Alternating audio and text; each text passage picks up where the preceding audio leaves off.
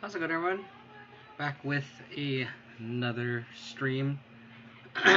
um, kind of just to reiterate. I've been known to play Abzan for forever, or BGX in general.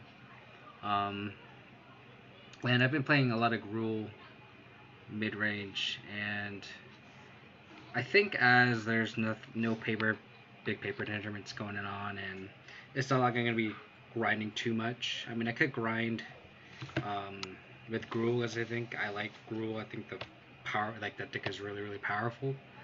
But I think while there isn't really competitive paper tournaments going on, and like if I were to somehow spike a tournament online, it'd just be like an arena PT, which I don't really have interest in. So I might as well just have fun and kind of do a throwback and try to make Abzan so playable. I think my goal is to trophy with Abzan, at least for the intermediate. And I think I have a decent shell that I kind of like, which is the Stoneforge Mystic Lurrus, kind of just jamming those two packages together. I could write a whole article about this, but I think Lurrus of the Dream Den is Rock or Jun's or Abzan's new Bloodbraid Elf. Jun is lucky because you can run Bloodbraid Elf and Lurrus, and I think if you want to just play the better BGX deck, it would be Jund. But this is kind of a side project trying to make Abzan playable. So this is kind of our version of Bloodbraid Elf, where for 3 mana you can Bloodbraid Elf into a Bauble, or you can Bloodbraid Elf for 4 mana with the Hex Drinker, or you could Bloodbraid Elf for 1 more mana and get a Tarmogoyf for Scooz back. You don't get the upside of getting Veil, but it's a give and take here. So jamming the Lurrus package, 3 Lurrus, 4 Bauble, along with the Stoneforge package, 4 Stoneforge Mystic, and 3 equipment. So a Batter Skull, Sword and Fire Knife, and a Sword of Feast and Famine. So I've been thinking of swapping this Feast and Famine for a Light and Shadow, just because I expect there to be a lot more Path to Exiles in the meta. But I think I might stick with Sword of Feast and Famine just because it fights through Quaddles, fights through Uros, and like I was playtesting against Jund earlier today when I was taking a break from work, and Sword of Feast Fam is a lot better than Light and Shadow, obviously, because the green is very relevant. So the green attacks through and chump blocks Tarmogoyfs, Raging Ravines, opposing Scoozes. Against Gruul, obviously, Sword of Feast Fam is better. So I think it just depends on how much Path is in the deck versus Path is in the meta versus like other green decks. Like, is there more Jund? Is there more Gruul? Is there more blue-green X decks, right? So I think I'm gonna give Feast and Famine one more go, and then if I keep running into Path decks, which I expect to be a lot of now, I might have to swap this for a Light and Shadow. I contacted Spider Space, a known mono white Taxus player, and he plays a lot of Stoneforge Mystic, right? Because Stoneforge Mystic is kind of a mainstay in white Taxus, and he had a Light and Shadow instead of a Feast of Famine, and I asked him why. And he put it pretty well, where Sword of Light and Shadow protects the creature better, while Sword and Feast of Famine attacks through better, which makes sense because there's Arbor Elves, Scavenging Oozes, Tarmogoyfs, etc., etc. So I can see why, like, his example is very relevant, because if you have pro white and pro black, Sword of Light and Shadow, you protect from path and push, and if you have a 2x creature like Stoneforge Mystic, she literally survives both path and push. That being said, I don't know which sword I like more. I'm gonna just try Feast and Famine, and then we'll see if I want to swap to Sword of Light and Shadow. The meta is still open. I think it's leaning towards more blue, which is why I think Light and Shadow might be better, just because if there's more blue, there's likely more white for path. But we'll see. In terms of the sideboard from the last stream, I just completely cut Fulminators. I know Fulminators are good right now. Everyone's kind of pivoting towards Etron, which is obviously unfavored, but Fulminators just aren't good in that matchup. Like, taking them off mana doesn't do anything because their threats are 4 or 5 drops and they're castable. It's not like it's Tron where it's 7 or 8 mana. It's just 4 or 5 or even 3. Like Karn the Great Creator's 4 mana. Like, they can just easily cast through one Fulminator. So I think I'd rather just hedge my matchups against others. I know we can't run Collector Roof. I love Collector Roof, and I think not having that in our 75 is the main reason why E-Tron and Tron are just worse. But it's not like we can just have it and swap because we have 4 Bauble and 3 Gruul. Can't exactly just cut everything just to have Collector Roof. So I think I have 1 seal just because you can bring back with Lurrus. It seems good against like E-Tron because it can hit all their like Karn the Great Creator targets, Walking Ballista, Chalice, etc., etc. So I'm gonna try 1 seal over 1 Fulminator. I added a second Damping Spirit just so we're not totally dead in the water against Tron and Amulet. Let me make the screen like this so you guys can see. And then I added a Galaxy just so we're not totally down in the water against Tron. Like, hopefully this at least stops something. And Galaxy is just like an overall good catch-all card. I feel like Galaxy is more versatile. It dies to a Stiff Breeze, but at least we have Swords to protect it. So hopefully that helps in that department. Still testing stuff out. There's nothing real safe in this deck. I definitely want to see where I can take this deck. I might go 05. Yesterday I went 1-4, which is pretty frustrating. But I wasn't really due to the deck. It was just due to me flooding. Like literally like 2 games against Shadow where it was even to I was ahead. I just drew 5 to 6 lands straight, which is pretty frustrating. But like the leads before that went 4-1 and 3-2. So I think this deck might have legs. In the 4-1, it could have been a 5-0 if I didn't punt. Wouldn't have won me the game, but it definitely lost me the game. But yeah, we'll see. I'm excited to see where this deck goes, how I can improve this deck. And the only way I can get it is by generating data. I mean, I could go, like I said, I can go 5-0, I can go 05, but I think any data is relevant when I'm just trying to brew something. I think this deck is kind of unexplored, jamming Lurrus and Stoneblade Mystic together. I know Flying Delver on at the Greatest at Any Cost website, I know he's been posting Abzan, and I know his latest July list, I think, is his most recent list. It had Lurrus and Stoneforge Mystic. I didn't know he was kind of on the same boat, but I don't know how much testing he's done with it. I know he still has Path and Lingering Souls in his list, and I don't like it.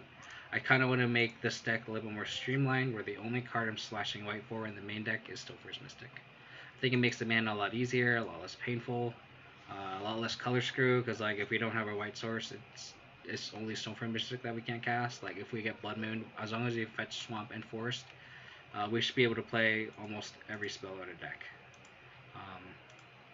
I also just don't like Path anymore. Path is good. I just like. I just think Trophy is just okay. Like I don't think the Exile is that relevant. I feel like I played against this Melody person the other day. I don't remember what person I was on,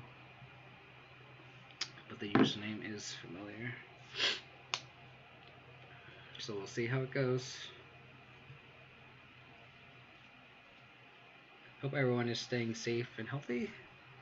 Hope everyone is doing okay mentally during the social shelter in place. Man, this hand is one of the weaker hands because we don't have anything castable until turn 3. But I'm going to keep it because we have the ball fetch interaction, so just more 3-drops. I think this person was green-white taxes. I think this is the person I played against yesterday, which I punted against. The person just stream rolled this game run. Had the opponent had Thalia on turn 2 when I had Fatal Push, and then Leonid Arbiter goes quarter my land away, and then just had the nut. If this is the person I'm thinking of.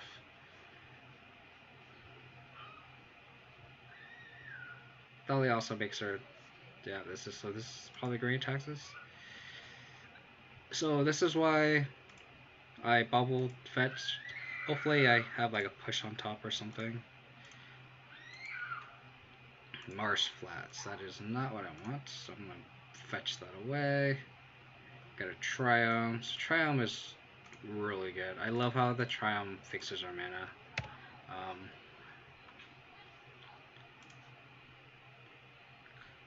Fade a push. Fade a push. Tarmogoyf. Tarmogoyf is a decent draw. We could also get Stoneforge Mystic too.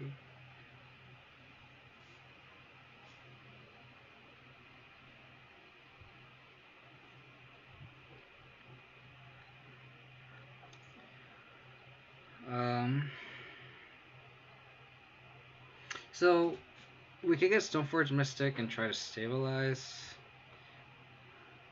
I kind of like just playing Tarmogoyf and then, so at least we can kind of stabilize and then play Stoneforge Mystic the following turn. Because I feel like if we play the Stoneforge Mystic now, we can't block this turn, and if we're getting Stoneforge Mystic, we're probably gonna get a Batterskull, and we can't block the following turn either. I guess we could. It's just a matter of, do we want to block the Tarmogoyf, block the Thalia this turn, or take a hit and then Batterskull into Stoneforge Mystic next turn.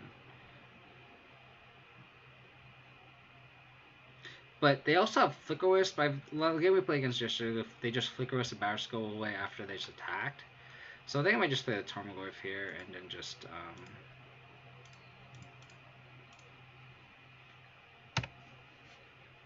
this Thalia also makes our Lurrus really awkward, so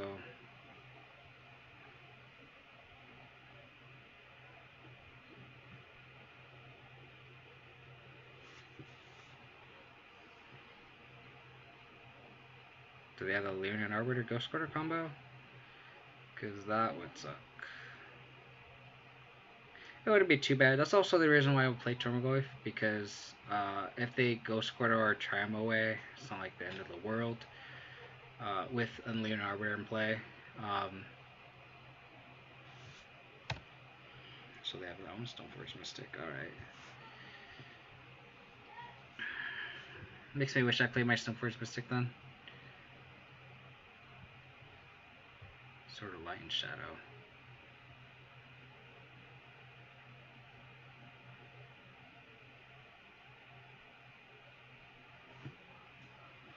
Well, the thing about the Sword of Light and Shadow, or Sword of Light and Shadow is I can block it with Tarmogoyf.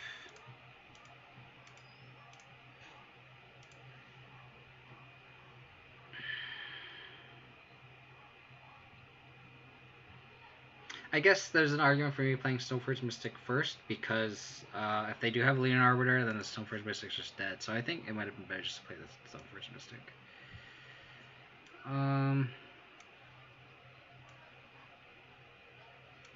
So if they have the Sword of Light and Shadow, and they equip it.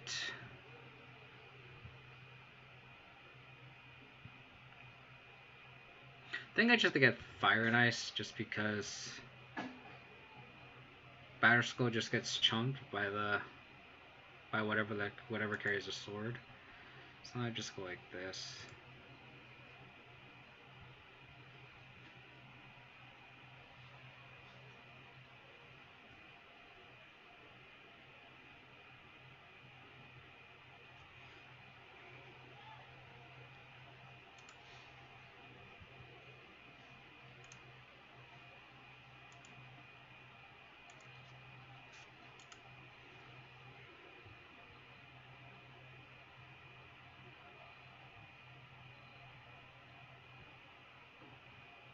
So they can like cheat in the sword, equip the Thalia.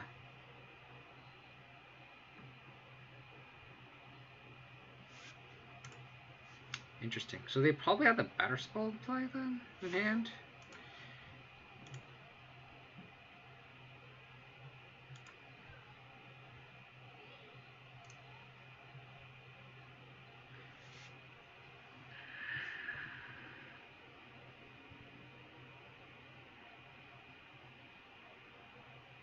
They could also just, so they could either A, flash in the Batterskull,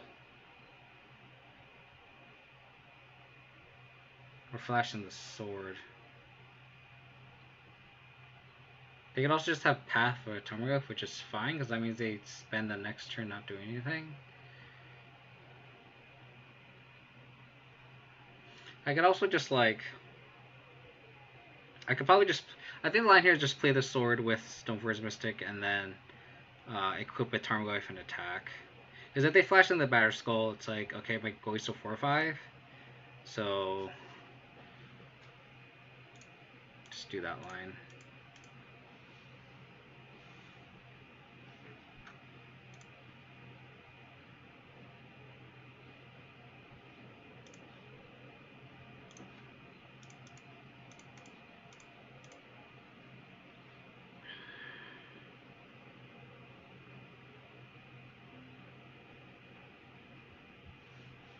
So they could also just flash in.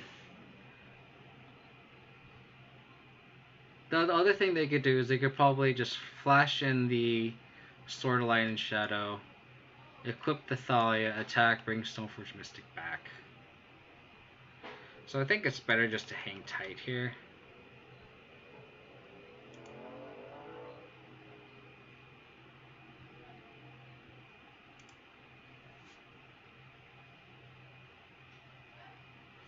The other thing too is if they do that, yeah, so it doesn't really matter. So I should just not attack because I don't want them to bring back Stoneforge Mystic with the Sword of Light and Shadow.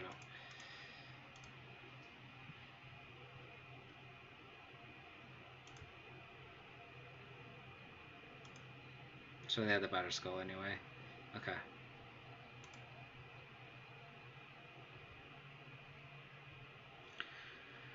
Oh, this is tough.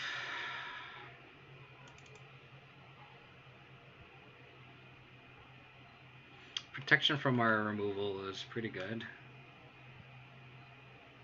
We need to draw one of our trophies.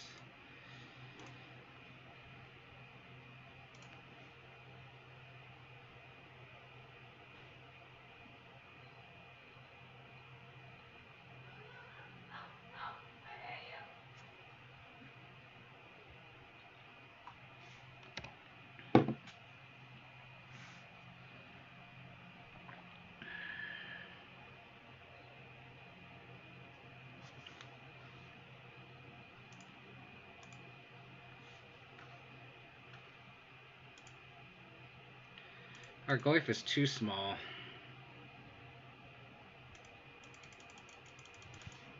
It's just pretty frustrating.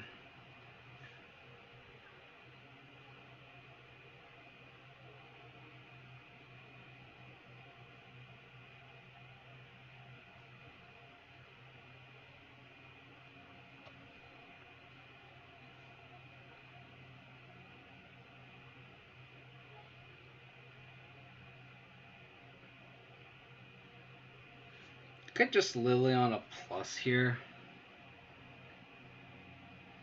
Discarding one of the Lurruses.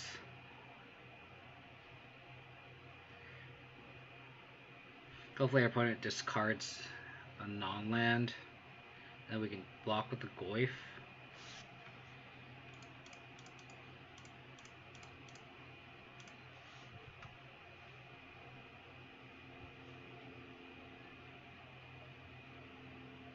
I could also just make them sack. That might just be the better play. So they have this, they sack the Stoneforge Mystic.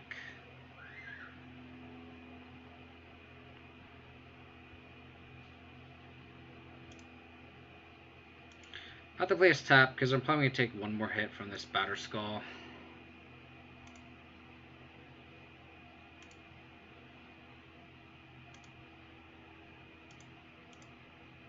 Oh, they sacked the Thalia. I'm so dumb. I should have played this bobble.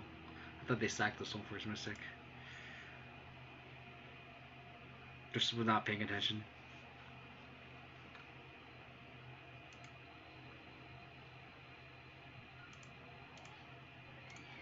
So they attack my Liliana. Attack my Liliana. Nope. Attacking me. I attack.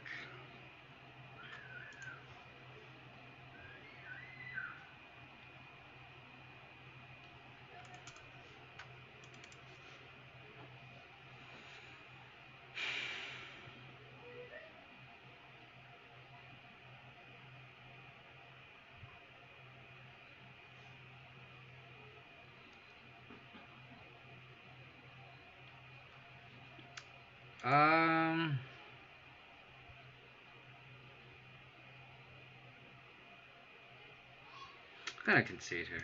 There's no point in playing. I don't think we can beat this fourth stage anymore. Because they're just gonna get another feast and shadow. Let's see, feast and so just get equipment. So we're bringing the plagues in here just so hopefully we can wipe the board. Seals and probably explosives as another sweeper.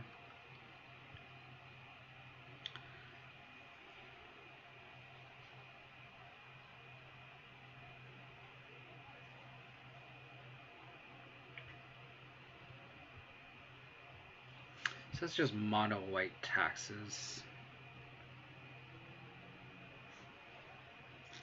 which are none of our swords do anything. I guess Feast and Famine blocks Gerb tokens effectively.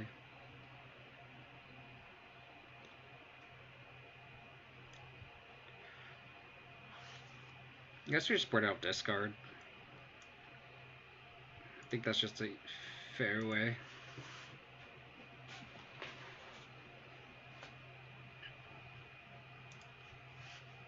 Our opener was awkward too. Maybe I should have mulliganed that hand. I just don't like mulliganing those hands in the blind. Maybe I should be better at mulliganing those hands. Probably should mulligan that hand.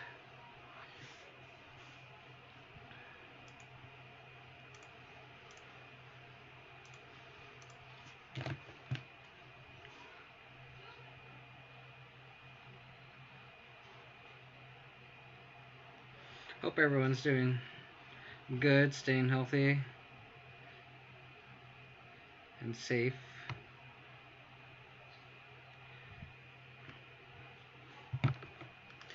Mono white tag's getting popular thanks to Spider Space, apparently. Yeah, I guess I should have played the Stoneforge Mystic first. Like, take the hit from Thalia, like, whatever. Man.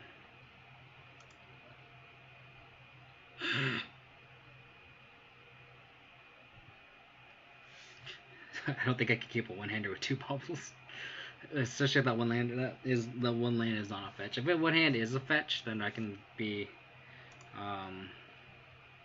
convinced in doing so.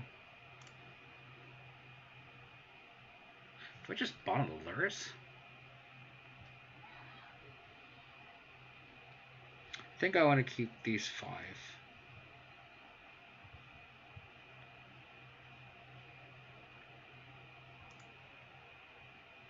I can also just see bottoming Lurrus too, because it's not castable. Maybe just go like that. And just hopefully aggro them out with a pair of Tarmogoyfs. Hope they don't have a rip. The Rest in Peace would hurt really bad, but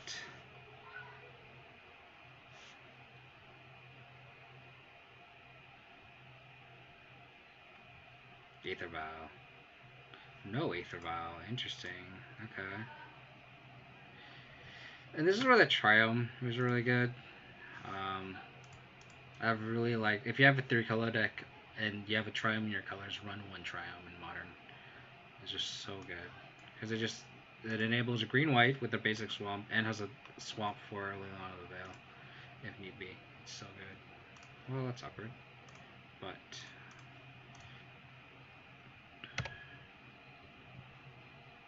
I think we play the Inquisition. We play the Inquisition next turn.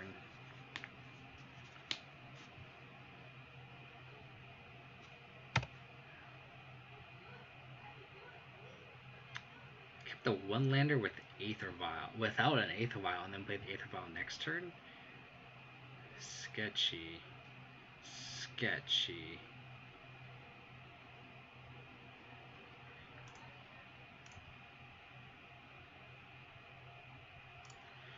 Let's Inquisition here. Because now if there is like a rip or something, I want to take it.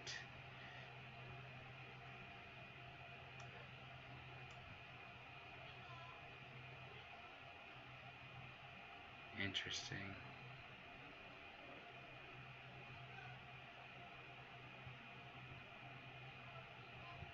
So I don't care about any of these white spells, I don't think.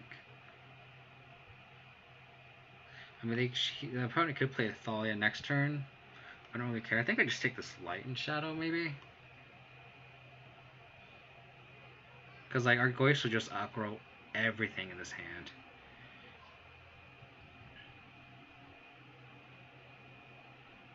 I kind of want to just take this light and shadow. The discipline play I think would be just taking like a Thalia or something. But I want to just take the sword because I think that's the one way we lose this game.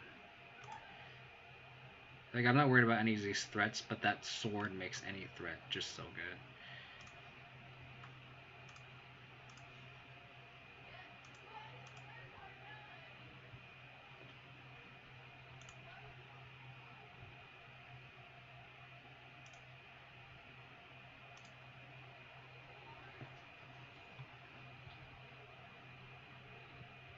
So they could play this and sack a dude, which I don't really care. Like, I think that's fine. They could also just like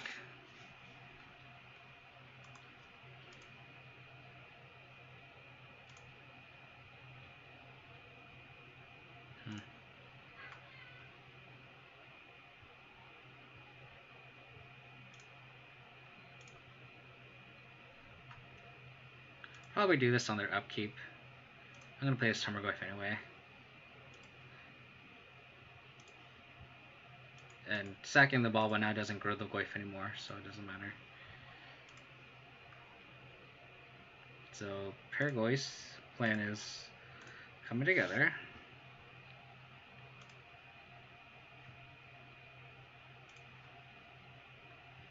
So flash in the Savior. Cute card. I don't know if it's better than Giver though. Especially because like it doesn't protect against path.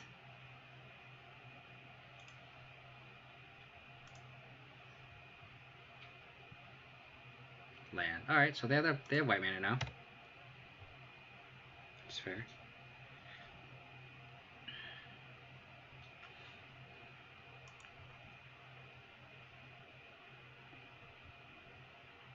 So this is where it gets kind of scary, is if they play the sword, like anything is just scary, which is why I think I like playing why I like taking the sword with the Inquisition. Because I feel like we weren't going to be fast enough to kill them before they can suit up a sword with whatever.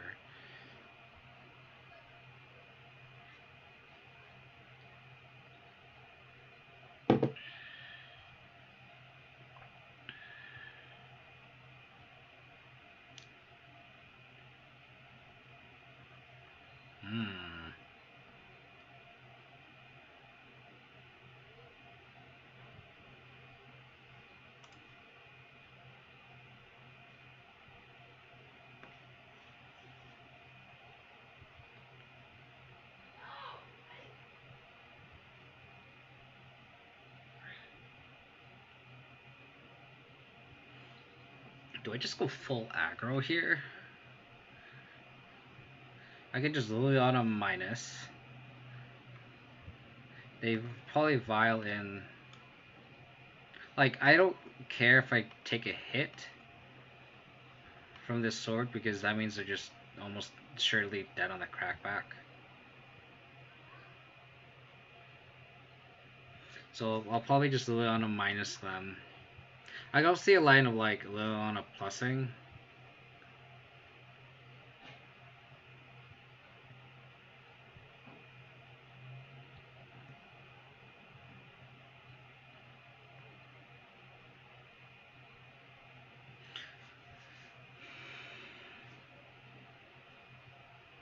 I kind of just want to go aggro.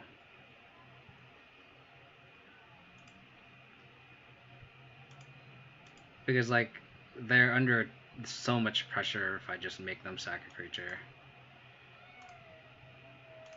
Like they're kind of forced to Violent Athalia.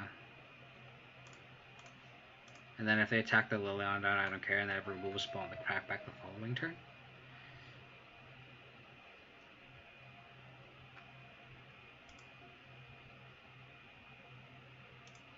And they have the path, sure, but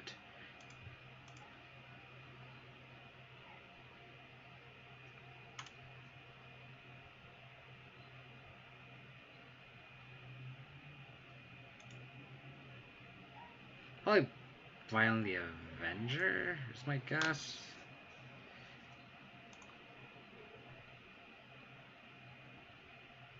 Yeah, their hand is very, very awkward. They kept a hand of Ghost Quarter and Field of Ruin with no Vial. And then top decked a Vial.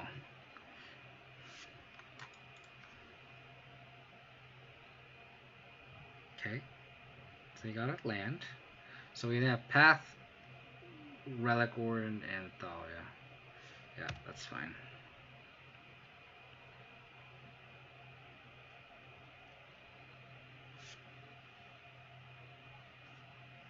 Yep, so I'm going to draw another card. They'll probably take down the Liliana here. No, okay, no Liliana. Which makes sense. So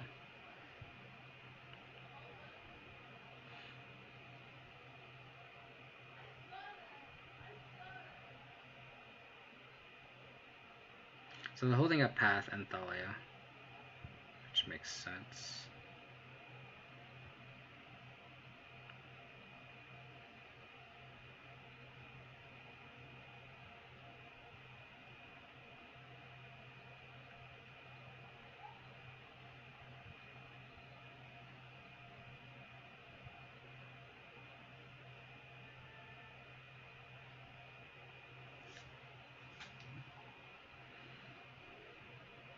So they have Path, Thalia, Leon Red Warden, and one unknown.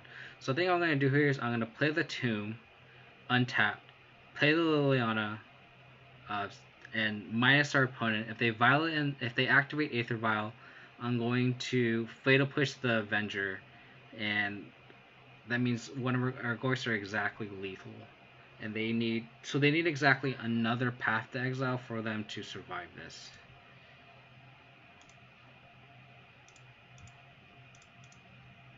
Because then this glyph would be a 6/7 after a Planeswalker and an instant goes to the graveyard.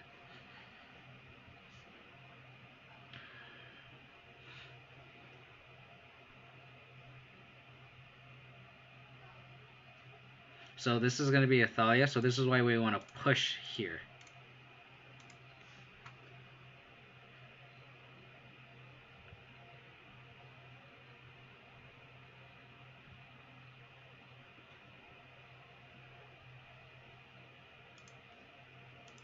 So technically it shouldn't matter. And if anything, if they're going to Path, they need a Path here.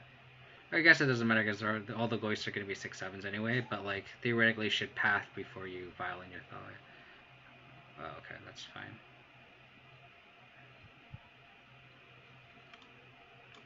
I don't have any artifacts or enchantments. So I don't think our opponent realizes that this is lethal if all they have is Path. They literally need another Path here. Their hand needs to be Path, Thalia. Let me make sure I'm not doing this wrong. Choose a Liliana to keep. I want 3 loyalty. Our ghosts are 6/7s. Make you sack.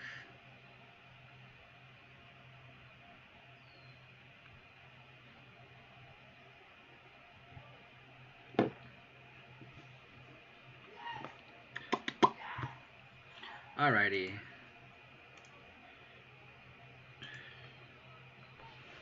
Alrighty, deck. Let's go. Start off to a good start, please. Let's close the gap here.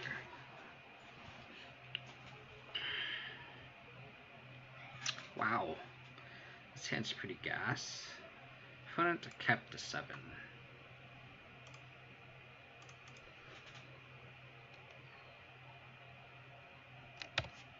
Vial is not good for us. The deck plays a lot better at instant speed, obviously. So in case they have Leonin Arbiter, I'm going to fetch now.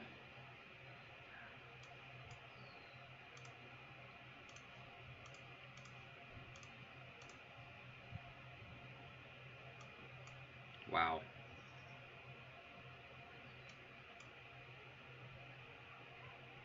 I I think it's the same thing as last time. We just take this the Light and Shadow, because I think that's the card that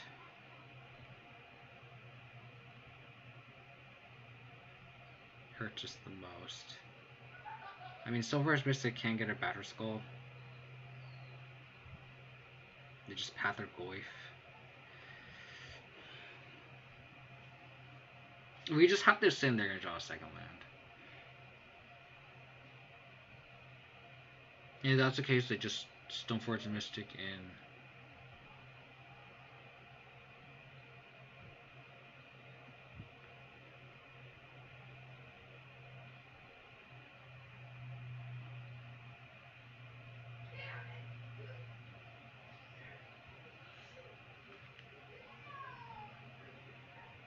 This is really hard, because if I take the Stoneforge Mystic, they play Thalia, and then I guess they're very off from casting the Shadow, Sword of Light and Shadow.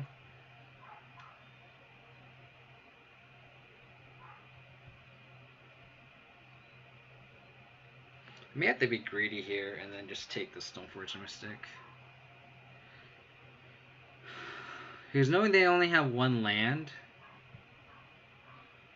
like, and they have a Thalia, like, them casting the Sword and Fight Light Shadow, they're very, very, very far off.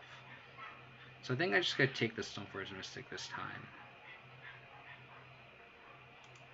Because they're not gonna, like, not play the Thalia, right? I might be wrong here. I can see taking the Sword of Light and Shadow like last game. But just the fact that they only have one land and one of the creatures they are going to play is a Thalia, I can see... well, hopefully not. Okay, so they have their file. Why did they use the planes? I guess they're like under the impression that they're definitely not going to path my threat. Oh my god, don't keep giving me land stack. Come on.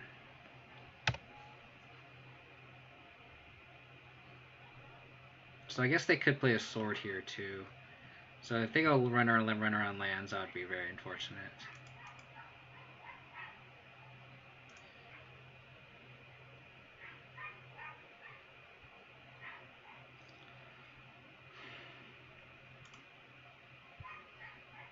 Wow, they're playing the Thalia first? That's incorrect.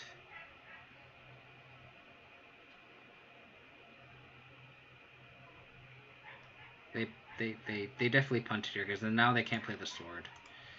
So we got lucky here. Unless they're like totally incentivized that they're going to path or Goyf.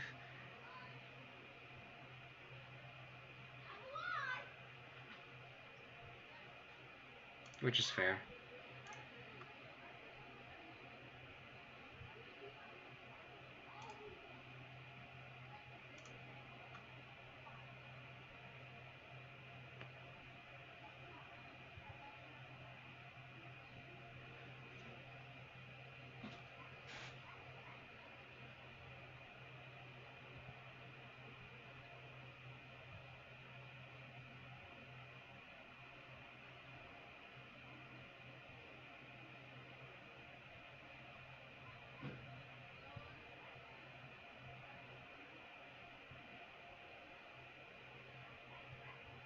This Explosives was a really good draw. How does this deck defend against E-Tron? Like, how does it do? It doesn't do well.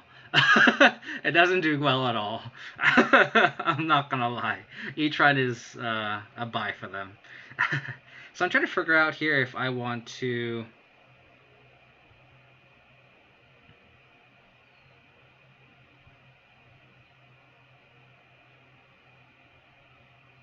I'm trying to figure out if I want to E on 1 and wipe the vials, or E on 2 and hope they don't have another land on top to play the sword.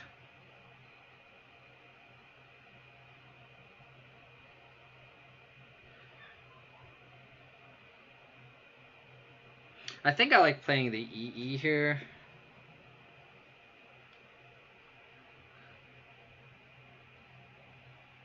I like playing the EE onto ready to kill Thalia next turn, and I could play Lurrus.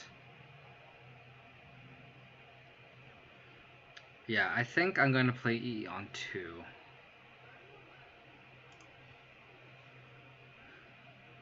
So makes that way if they do have something equipped with the sword, we can just kill it.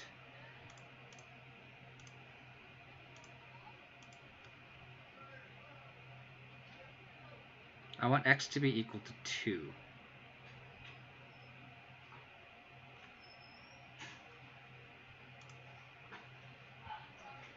Thank you. I want to make sure I did that right amount, because I know Thalia attacks as you one, but like that one can count as a sunburst color. And I'm gonna fetch now because I don't want to get what do you call it? A Leonin Arbor or something like that. It's like inside exhaust turns, so seems that could be okay, but I haven't jammed as in yours, so I can't see much. Yeah, I think it's like Despark. I was looking at cards that I could like possibly board in, and I just haven't found anything that I really like, which kind of sucks. I could have held off on this EE too. I think I could have just played Lurrus.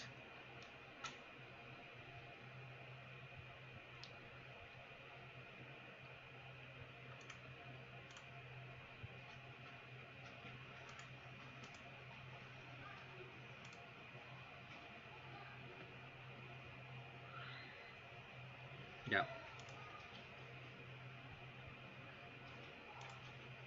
Bobble would be a good draw here, because we can Bobble and Lurrus.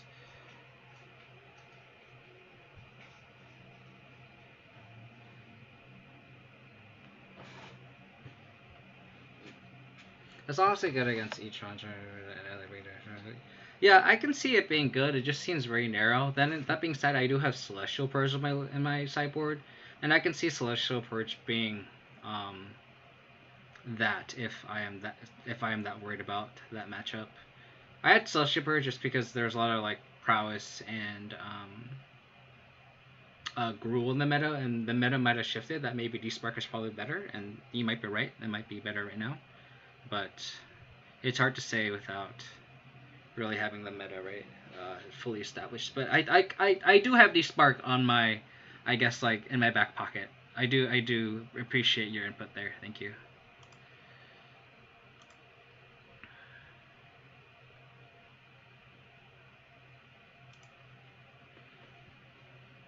Yeah, I like versatile choices also. I agree 100%. So I think I'm going to play this Lurrus with no value, just so I can have something equipped with the sword next turn.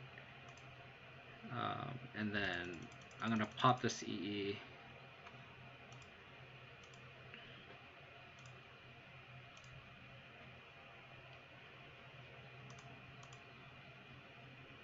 Any Kaya in the list? No Kaya in the list.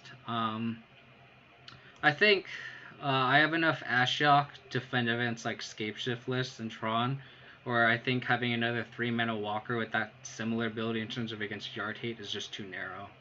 I do like Kaya a lot. I just don't think... I think Ashiok is just better positioned right now, so I don't want too many 3-mana Walkers on the sideboard to congest it too much.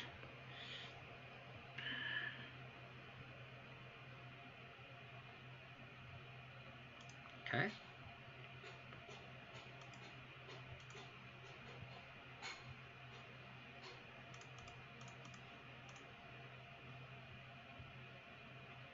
They don't have Vial on 1 to protect it, and it's in speed. Ugh. That was really good. So now we need to top deck something to equip our sword too. Man, I really wanted to destroy all the vials next turn. That path was a really good draw. We were very, very ahead, and god darn it. Just drawing so many lands.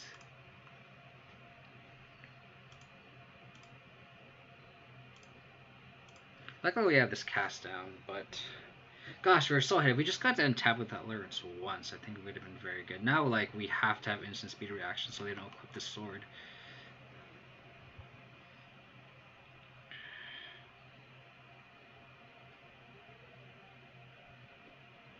Gosh darn it.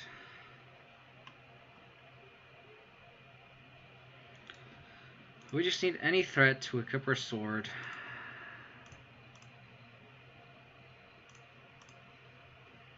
Lurrus obviously would be insane.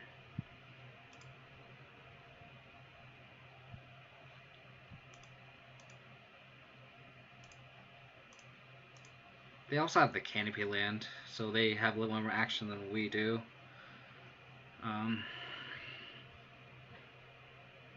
God, that path top deck, so good. Yeah. Yeah, so they're just gonna top decking creatures, which is gonna be awkward.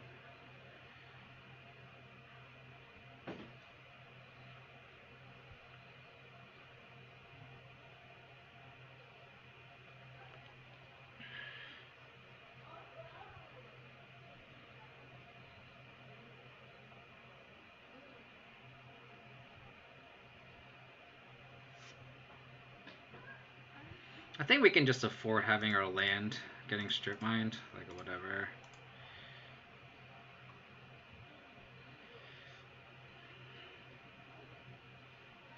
Yeah, I definitely have to kill a response. I'm trying to figure out if I want to fetch and shock just so I can get a land to pay for this arbiter and then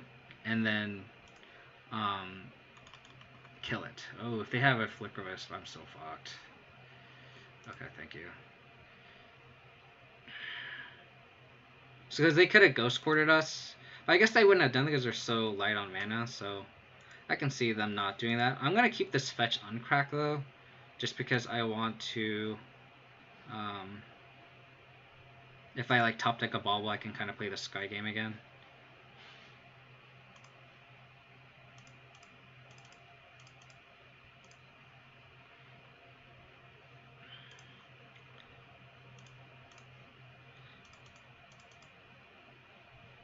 So hopefully they don't top deck another creature, and then we can kind of take over the game with this Batter Skull. Because if they can play a creature and equip with the Storyline Shell, this can't attack through, which is very annoying. I'm surprised you don't think Souls are...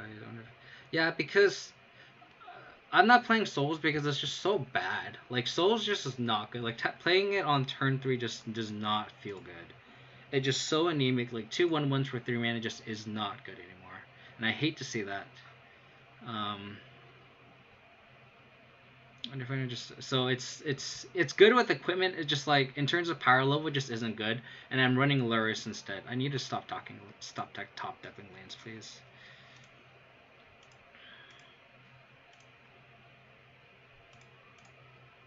Please, something. I'll take that. I will take that.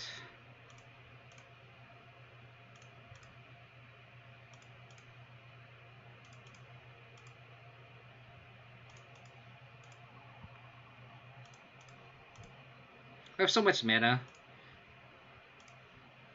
And I'm gonna like not make this totally indestructible yet because I want to or protect him from everything, just because I want to make sure if I want to equip it, if they like path this Batter Skull, I want to make sure I can equip it with this Hextrigger. I've been playing Azure and call Indath. Maybe. I mean, Indath has a cool name too. For a little bit I had like Indath at Guildmage as my Twitter handle. Yeah. I know it's legendary land that can make 1/1s. There's that one white land. I forget what it's called. Oh, now you're making my memory. The one white land. It's in the cycle with like. Oh my gosh. It's in that land cycle with like the black one that draws a card. Castle Ardenvale, yeah, that's right. Oh, you're thinking of oh my god, you're like delving deep into my brain here. It's the one where you like, yeah, you like Westvale Abbey. Yes, thank you so much. It's bothering so much. I was gonna have to look it up. Thank you so much.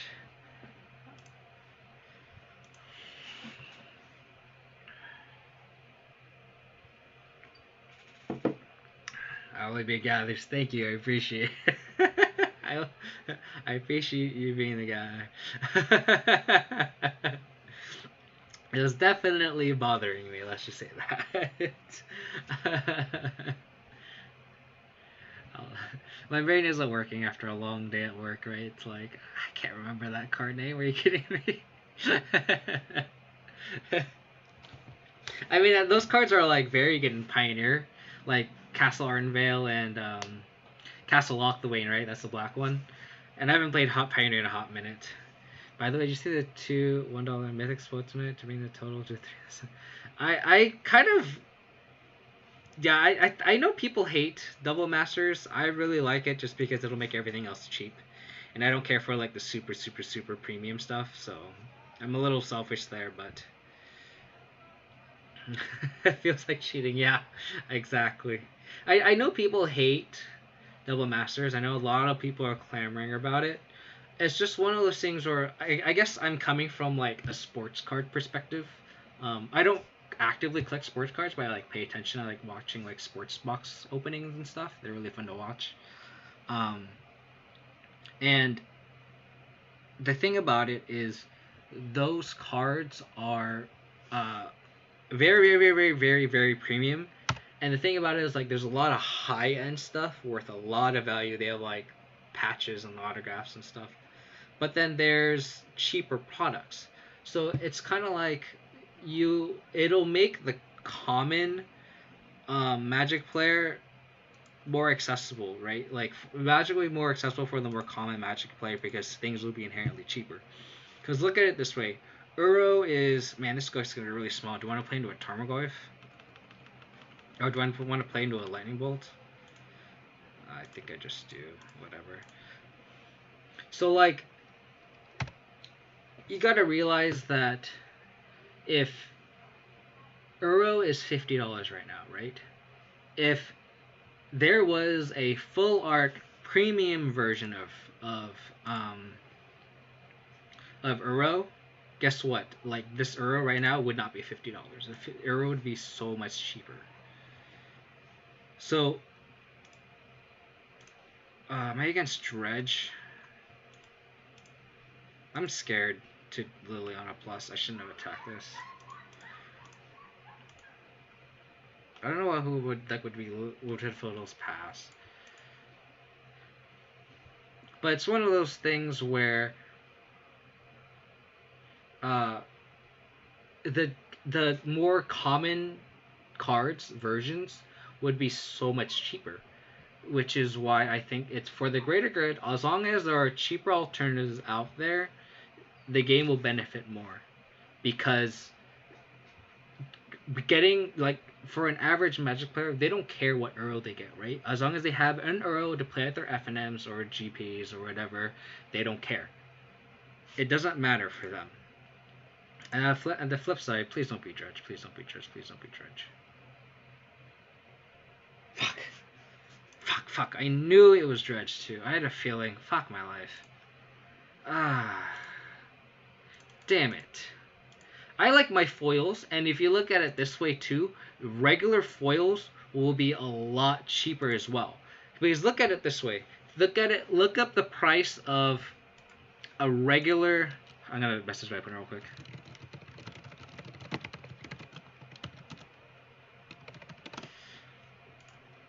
If you look at it this way, right? Like, if you look up... I don't know if there's another comparison. I just look up a card that I personally want, which is Lurrus. If you look up Lurrus, just Lurrus, right?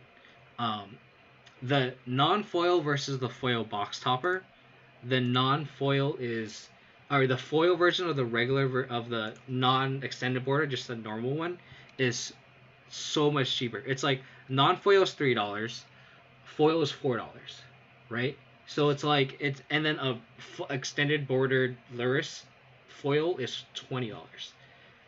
That's kind of what you want, right? Like, you want this to be cheaper for the average person. Lurrus is $3. Lurrus might not be a good example, just because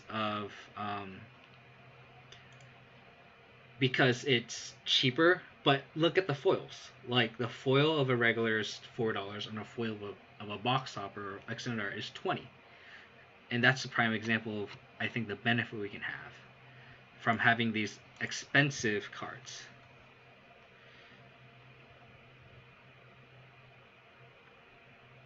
Yep. Yep.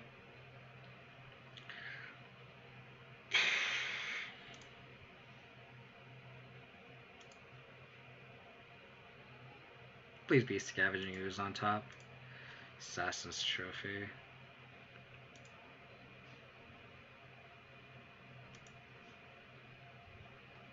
Yeah, which is really funny.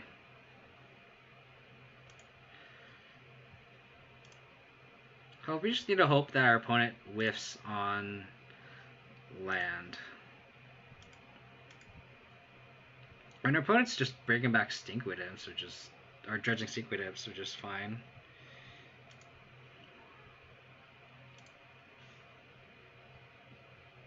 Our opponent needs to Scavenging Ooze. Damn it. Needs to not dredge. I think they need to hit land. If they hit a land, I think they're okay. They need to really just do a natural draw here.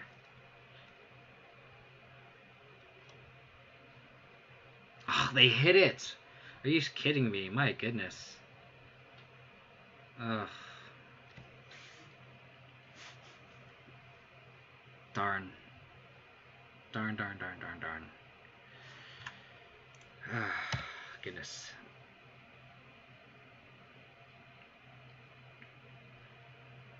Oh, like non-foils? No one has non-foil good probes? That's funny. Yeah, Veil of Summers is... I actually want foil. No, Veil of Summers are more expensive than 30, though. I think they spiked up to like 60 or 70 at one point last week. Man. Why did that... I knew it was Dread. I knew I shouldn't have played the Lilano Plus. I guess I should have just lived on and just not played anything. Oh well. I don't like the stamps. Oh, if Veils are $30, I'm gonna buy a copy or two. Let me double check. Because they were like 60 or 70.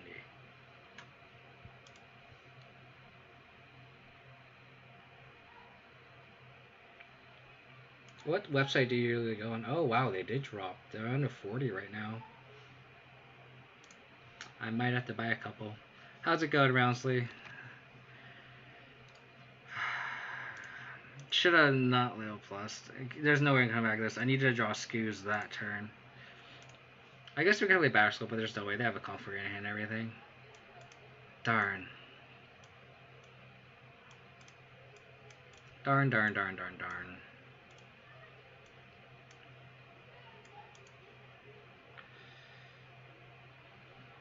They probably were. That's why they did Spike, right? So that makes sense. It makes sense.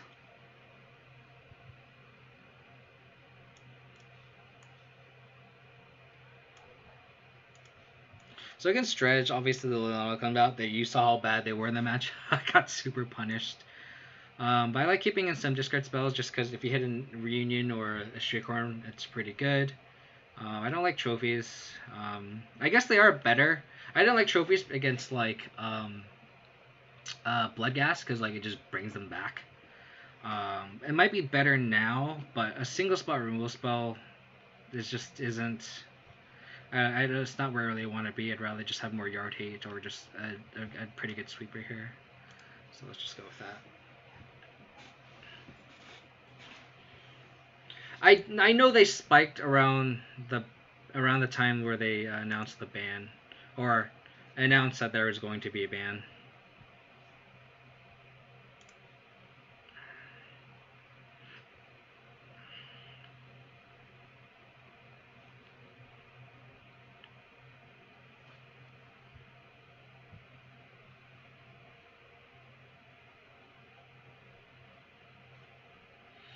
Trying to see if I want to bottom a fetch or my peatland.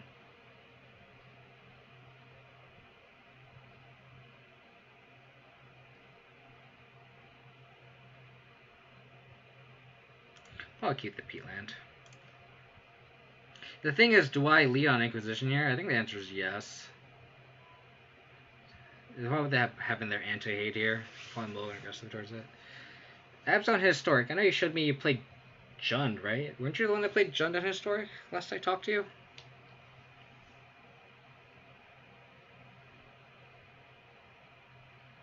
I think that's what makes decks like this balanced. Like, Dredge in itself is just so broken because winning game 1s against them are just so difficult. But games 2 and 3, as long as you have the hate, it's pretty good. And it's funny because, like, I was on 3 Spellbomb originally, and I cut down to 2, and maybe I need to bring the 3rd copy back. Please have a Street Corner Cathartic Union in hand. Thank you.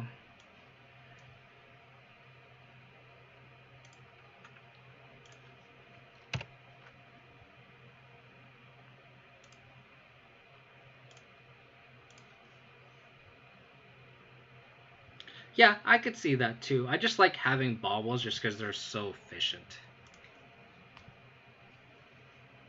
I don't think I would consider myself soft to Dredge. I think Dredges is one of those decks where like I played Gruul a lot, and people are always like, "Oh yeah, we have Klothys main board," and I'm like, Klothys doesn't do anything against Dredge. Like Dredge can totally ignore Klothys. That's even if it's on 2-2. Like I've played against Dredge a lot with Gruul, and they do not care about turn 2 Klothys. Like they could just easily ignore it. You need the 1 mana interaction. So in my Gruul sideboards, I had 2 relics and 2 cages. You need the 1 mana interaction. And that being said, like stuff like Kaya and Ashok, those are good in the matchup, but Dredge overwhelms you in the first 2 turns. So you need it to be 1 mana interaction. Stuff like a Spell Bomb or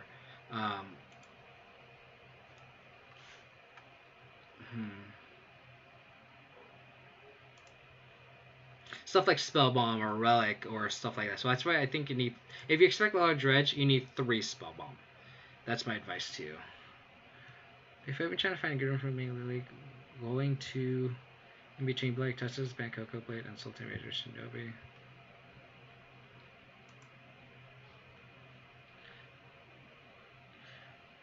Black White Taxes is kind of cute too. Okay, so there's nothing to dredge here. So they discard their hand, and there's nothing with dredge in the graveyard, so I can safely let this resolve.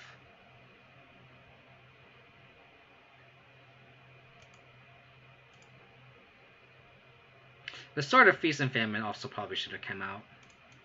The Sword of Feast and Famine is something I do not want the trigger to happen. So I can see that. I can see a discard spell coming over the Sword of Feast and Famine on the draw.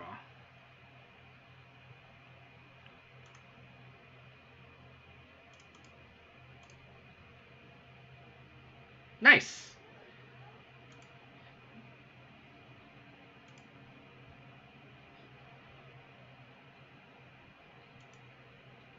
I know there's been a lot of taxes online. I know Spider Space has been doing well with it. I know he's the taxes aficionado,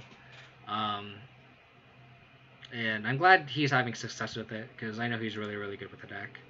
I don't know. I don't really have much opinion on which taxes deck is better, but I appreciate that there is a good taxes list. What is going on? Sure.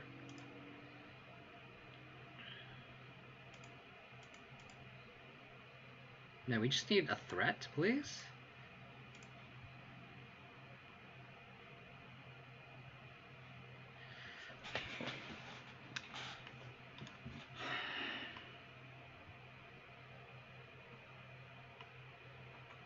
Do we just play this?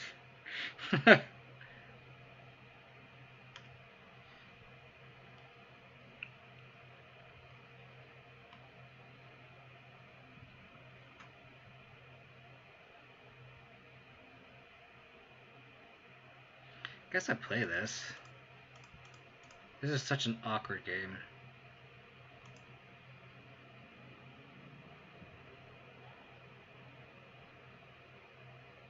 Yeah, I know Spider has been very innovative with his Emery grinding station combo. We've chatted a lot. We were actually on the same team for like the Modern Streamers League, so I've gotten to know him a little bit. He's a good guy, and he's definitely rated me a few times. I really appreciate his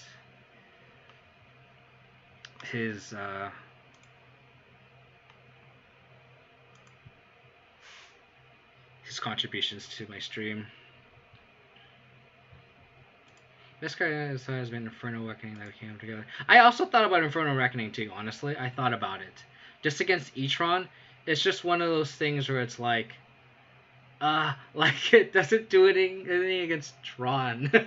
So, like, it does great against Etron, right? But not actual Tron, which is unfortunate.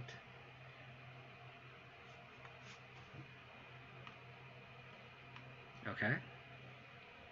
So bring the Thug back. Nice.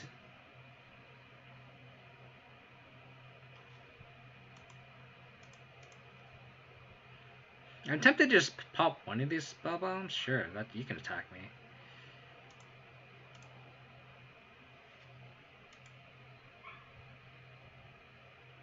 That's fair. I can see that too.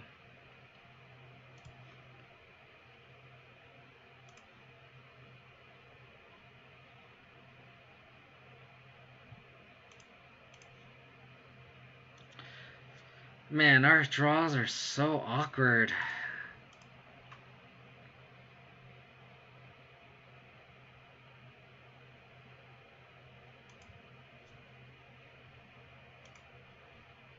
So I can see on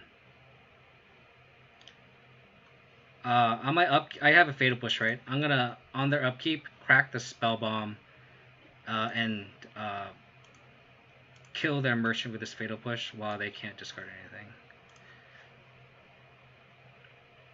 I hate cashing in on a Spell Bomb right now, but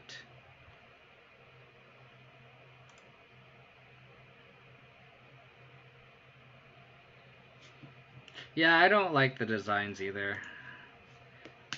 I don't like Blood Moon. I like Blood Moon when I was playing it just because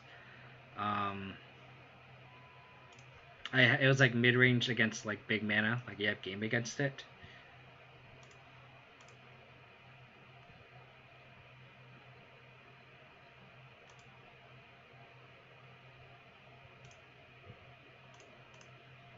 Just gonna kill this now.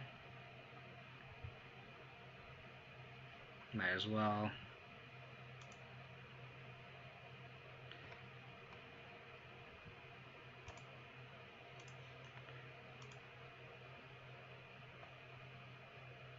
Yeah, if we can ban all the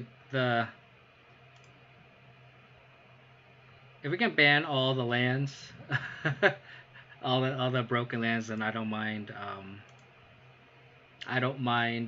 banning Blood Moon there.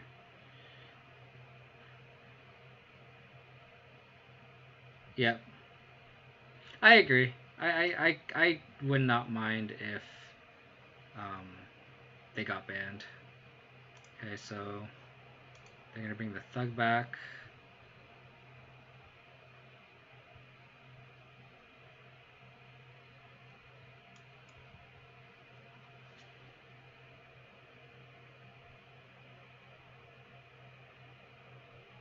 Like, can we ignore this?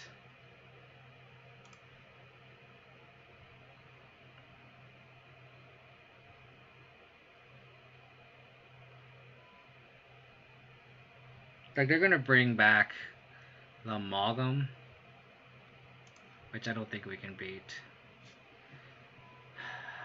Yeah, I agree. Like, you kind of need Blood Moon because of the mess that we're already in, but I agree, like, it's not good for the meta overall. Exactly, but like Yard Hate is kind of one of those things where like it doesn't like warp your deck, while Blood Moon kind of does.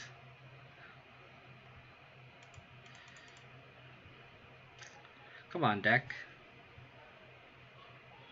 Shock off the top would be absolutely brutal. We cashed in all our 1 mana hate. A land off the top wouldn't be that bad either, just because we can grow a Hex Drinker. Scavenging Ooze would also be a very good draw.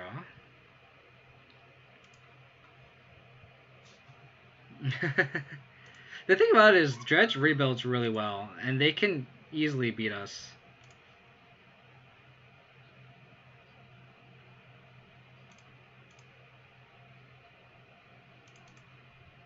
Like this game is, we are very, very not very ahead.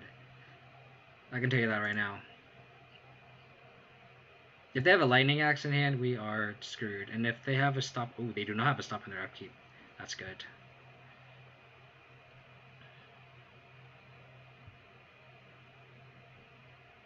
Okay.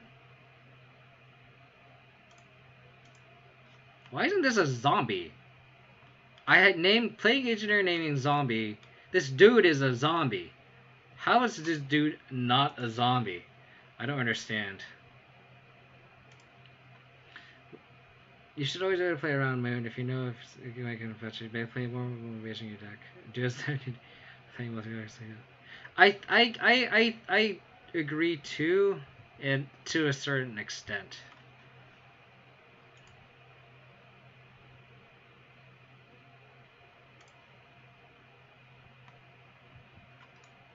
So I'm gonna attack here, and then they have to put this slug on top.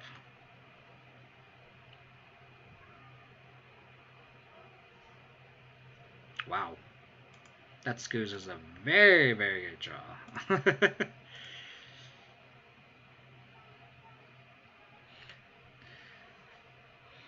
I think there needs to be punishment for multicolor decks. I think there has to be. I think there has to, and I think Modern is a spot where it's okay, where Jun's mana is so painful, very, very, very, very, very painful, and I think that's the drawback. I think Jun is very bad against Burn. Like Burn is a very bad matchup against, is a bad matchup for Jun, but for Black Green Rock, Burn is a very, very good matchup, and I think that's where it's properly balanced. Exactly. And that goes into deck building too. I don't think Blood Moon should punish multicolor decks. I think there should be a punishment for multicolor decks in general, but I don't think Blood Moon should be the reason. But Blood Moon is necessary because of big mana, and that's what's unfortunate. Not necessarily though, because if you have Blood Moon on the draw, if you get turn 2 Blood Moon on the draw, that feels so bad too. Oh, I have to cut the Sword of Feast of Magazine and do anything. I don't think I want this one shot. I think I want the Thoughtseize. More discard spells on the draw.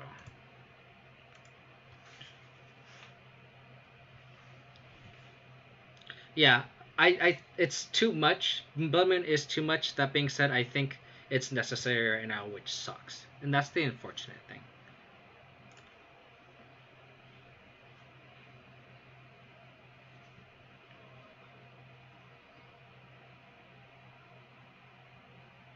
I kind of want more lands. So I might like bobble myself, see if it's a land, and then play the Spell Bomb. I think that's the point. I think we want lands to be stopping so powerful. Like lands should only generate 1 mana. You need a Eldrazi Temple, Ozer's Tower. Like those just need a stopping so stupidly egregious.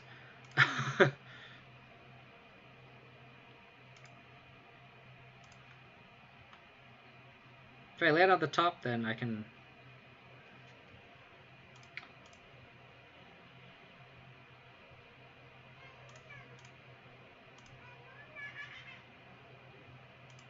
Specifically a green source. Thank you.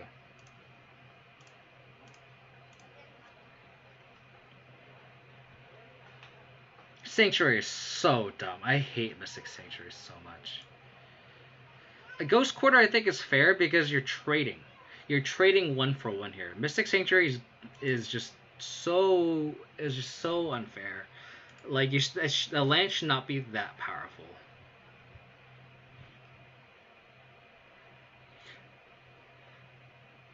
I don't think Ghost Quarter is a good comparison, I guess, because Ghost Quarter in terms of a power level isn't that high. It's a great land, and I think that's where it needs to be.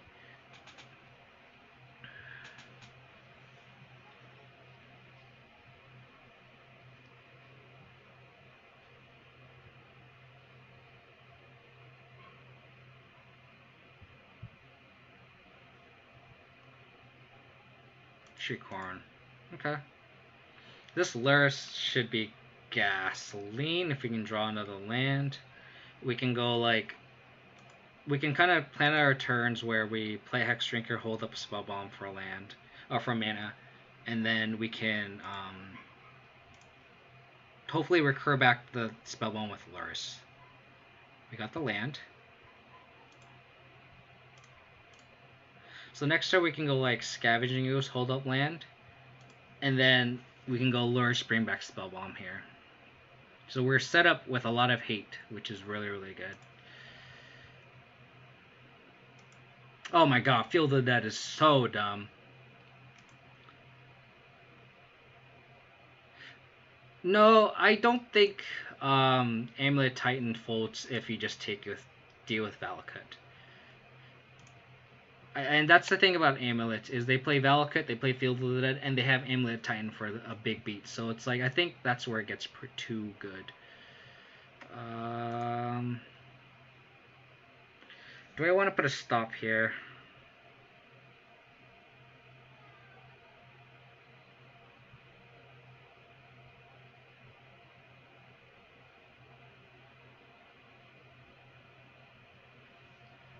I think I can let this Stinker Imp go. There's nothing too egregious about it.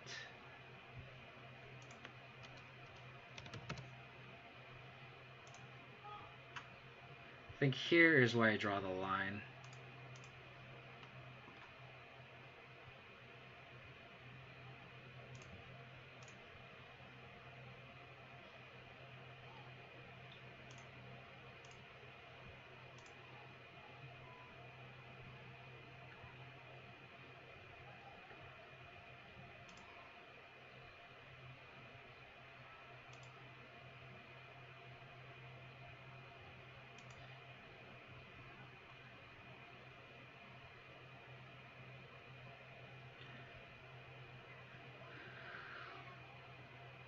Oh no, Cathartic Reunion, no.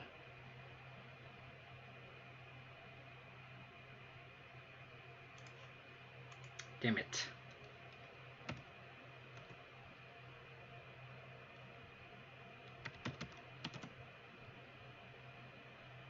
Ah, oh, hit the Creeping Chills. Damn it, damn it, damn it. Ah, I should have let that go. Damn it.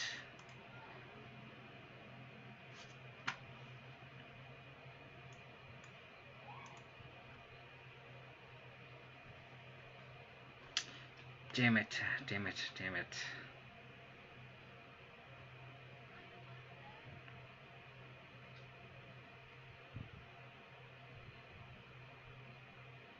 Damn it, damn it, damn it.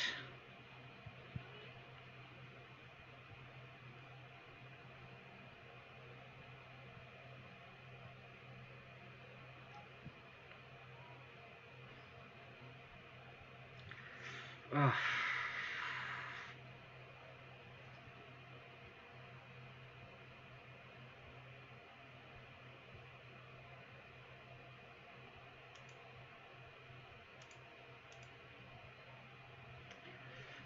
Should have been patient with that Spell Bomb. That was a misplay. Damn it, I think we could have won this game.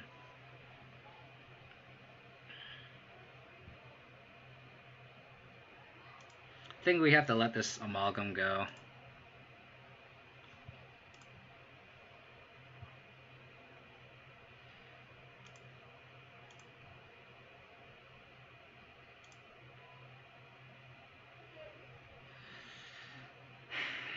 Fuck, I should have just let that go.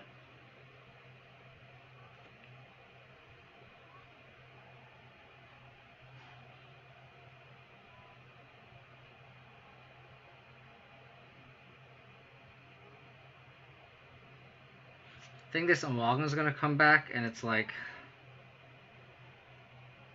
I think I have to eat it because this board state's getting a little too much. And then we got a Plague Agent that just swipes us up. So hopefully, like, this next turn is just not that bad, and we can Lurrus, bring back Spell Bomb.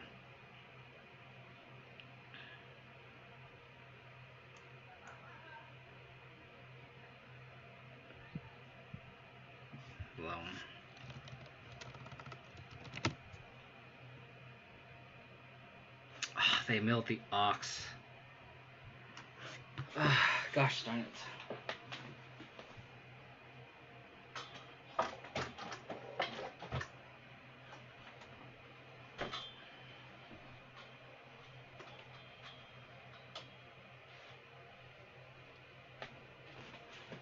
Yeah, we are not in a good spot here.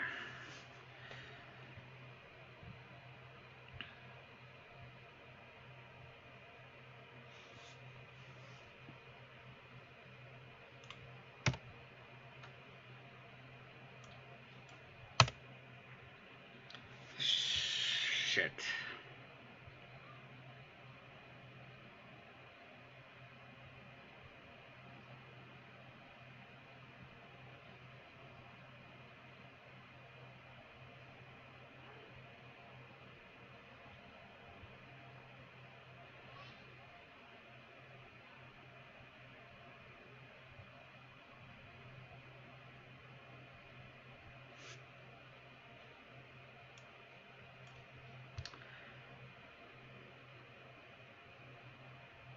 I could have won the game if I didn't cock that spell bomb. I'm a little annoyed. I could have easily won this game.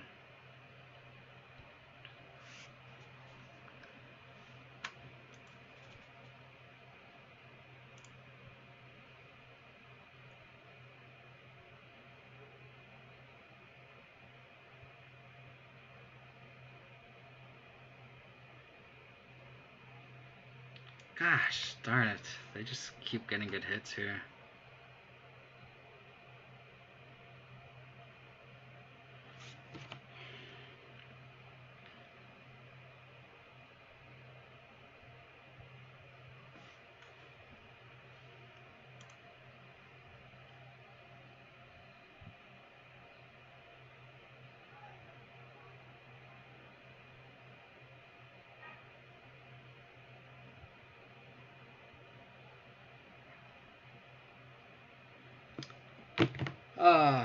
I'm just annoyed that I let that go. I understand what you're trying to say by playing with together. It's one of the things you need all external colors of function.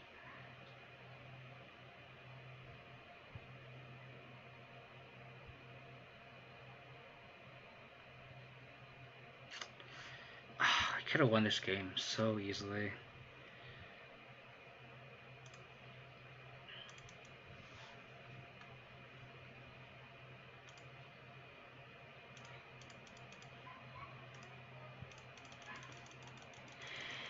Gosh darn it.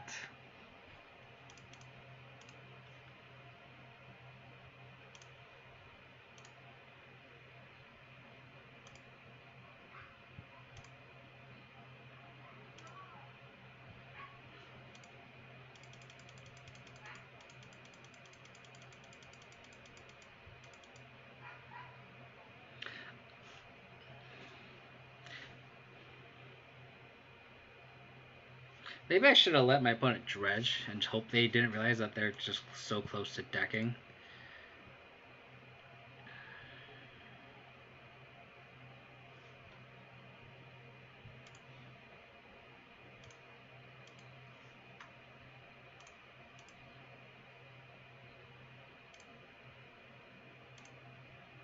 Three, 6, 9, 10.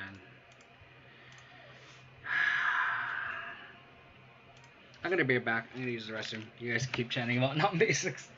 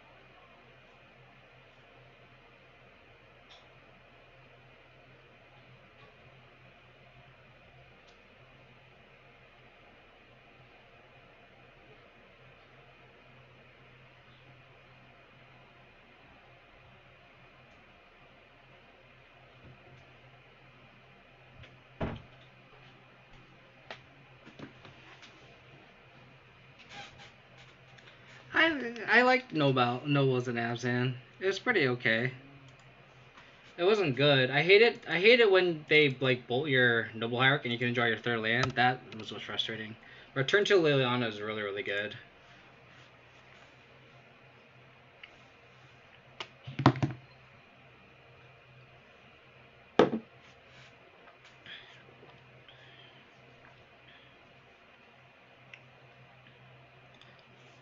Like the turn 2 Liliana play is just so good. It's just not. Just with Ren and 6 legal now. It's just having dorks in mid range decks just feels not that great. I'm just so mad at myself. Why did I crack that spell? I was like thinking about it. I'm like, why did I crack the spell with just a Nargaby in play? I could have just waited.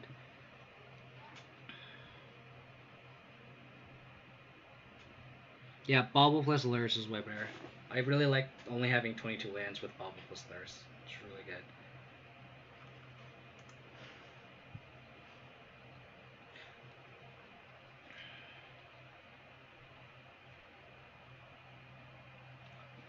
Sultai's pretty sweet.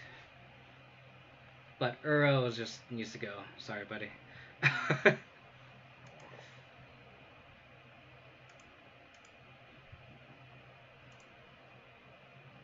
Yeah, no green source.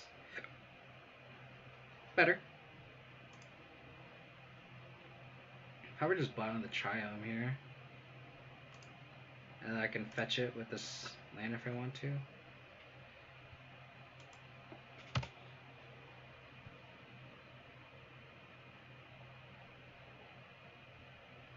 Which is pretty good.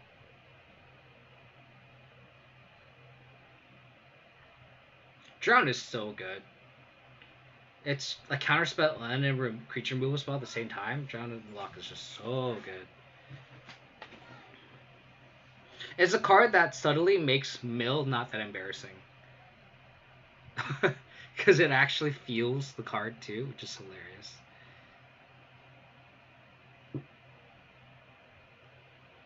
Basic Swamp. So we're not against Shadow, because it's basic Swamp.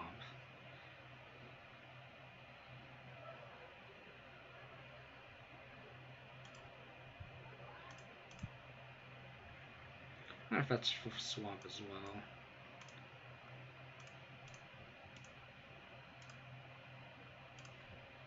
Brutality.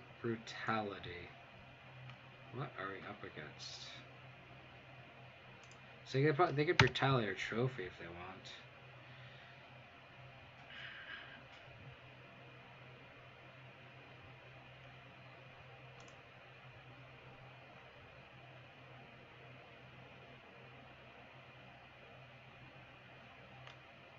So we both just have lands in hand. Hopefully we can draw better than our opponent here. I'm assuming they have Narset. I don't know why else they would. Gosh darn it. Stop drawing lands, deck, please.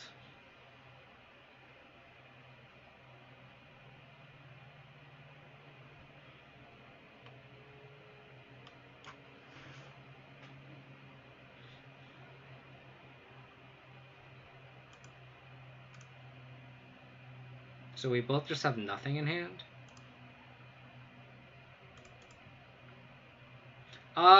I think... I don't know. I know I have, like, some commands, but I don't think I have all of them active. I apologize. Oh my goodness gracious. I do not have that. Apparently not. I could just have it showing here. Since apparently my hand is absolute garbage.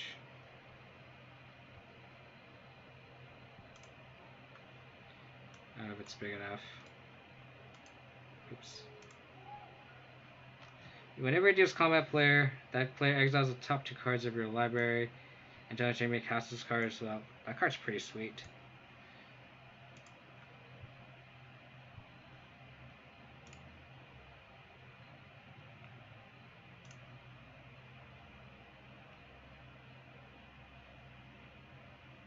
Take my bauble, man. Come on.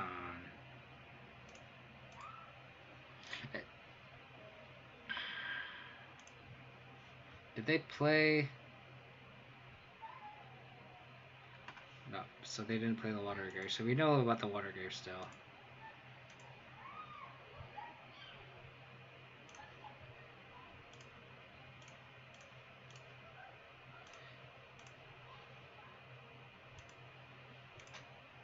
Yeah, it's pretty cute with Ice Fang.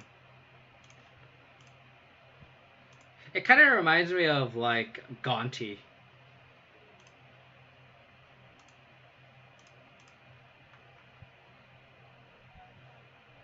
Oh, okay.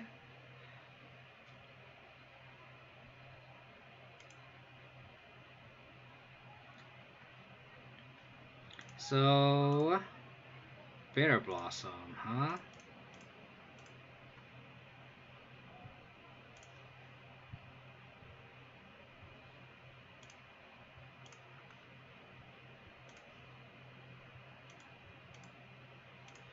This is like blue-black Bitter Blossom.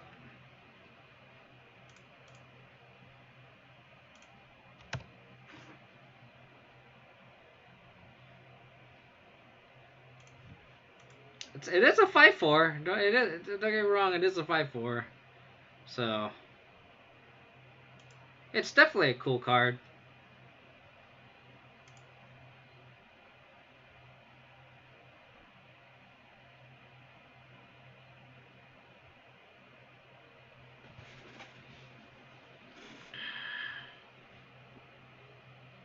So here I'm gonna. Oh no. Oh, I guess my wife gets bigger. No, what's going on? Oh, okay, sure.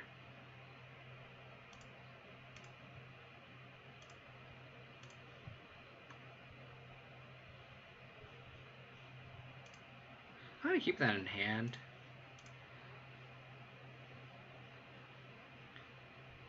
Just in case they activate this Gyre.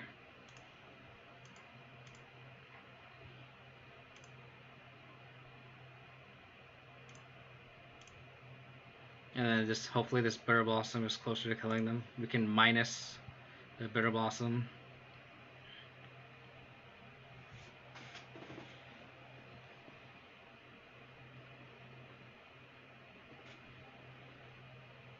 The good news is I don't think they can. Yeah, I don't think they can kill us before this Bitter Blossom kills them.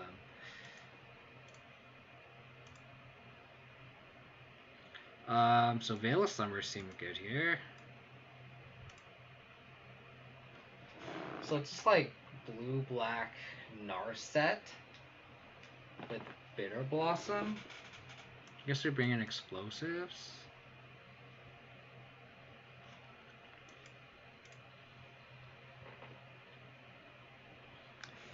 I mean, having a Quaddle stick seems worth it because no one wants to waste a removal spell on it. So like having an innocuous Ice Fang Quaddle and then use attack seems pretty good. I like that because you don't need snow to get value off of it. So I kind of like that idea of pairing those two together. Like it makes Quaddle better than the card makes Quaddle more playable. I don't know if Seal's worth it if it's just for Bitter Blossom. And we didn't really see much of the deck. It was just like discard, Gyre Sanitarium. They discarded Narset. They discarded more discard spells, and they had a Bitter Blossom. So it was like if anything, I would have Plague Engineers more than Seals because at least Plague Engineers attack. Maybe we just cut these Fatal Pushes because they don't do anything and just go like this. Maybe. They might be, and if that's the case, maybe this Galactique is better.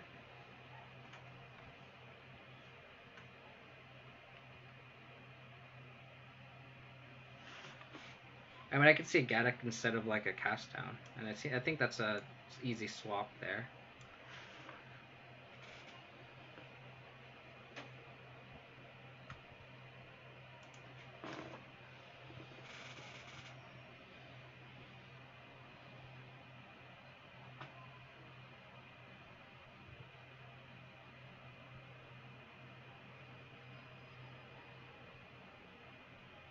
If you have your Sultai list, you can also just link it in the chat, and I can pull it up in between rounds if that suits your fancy.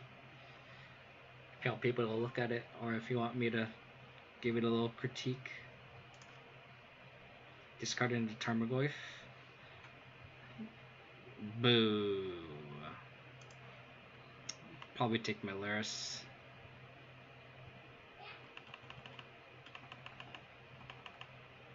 Take the cat. My little nightmare cat. Oh. Okay. What are you trying to protect there, buddy?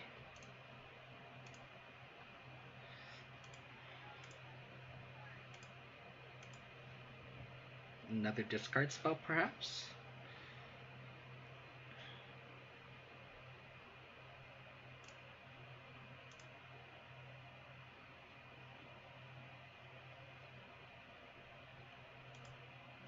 That's weird how they played the field first, in case they wanted to play like another land. That's an interesting.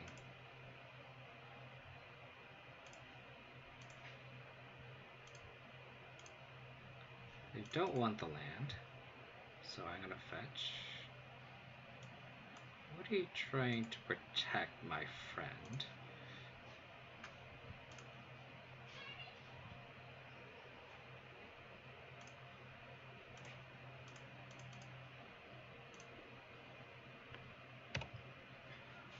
They're so off Narset mana too, so it's pretty good for us.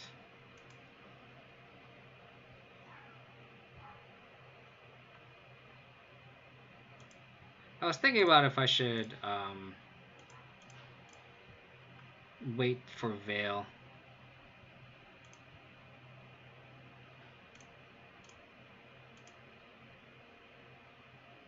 So now we have Veil Summer plus Hex Drinker.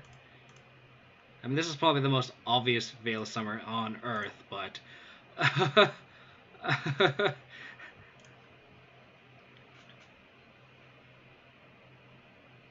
the next turn we can like level this up to a 4/4.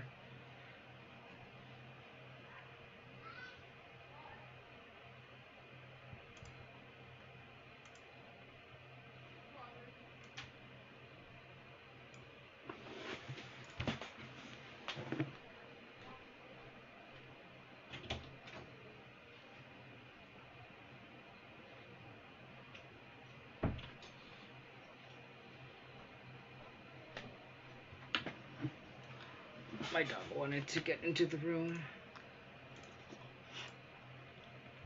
So if they have 2 Fatal Pushes, like, sure. You got me.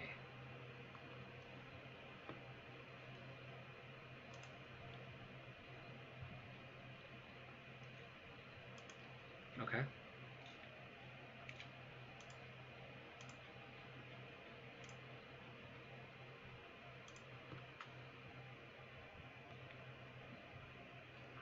Here, I think I like that Thought Season and then just leveling up my Hex Drinker.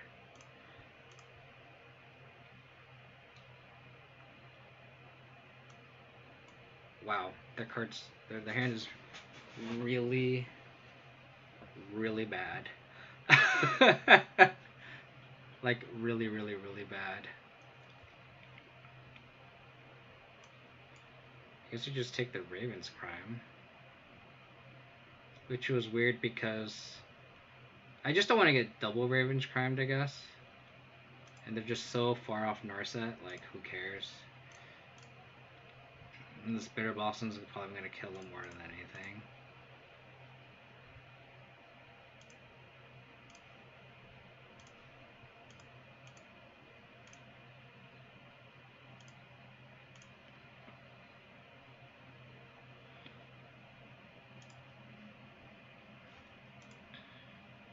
I see the chat talking about the Triome, and I am a huge proponent for the Triome. Please run a Triome.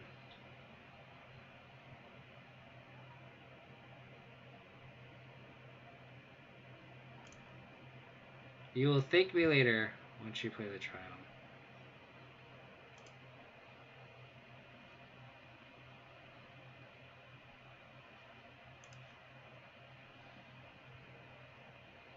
they have Narset next turn. Maybe I should have just taken the Narset.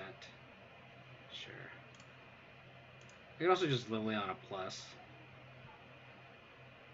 I just ditch the sword.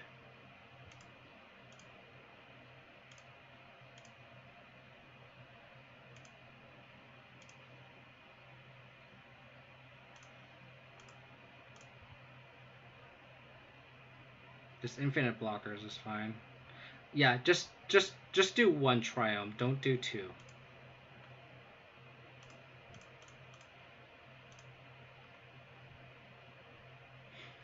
Pringles on your deck.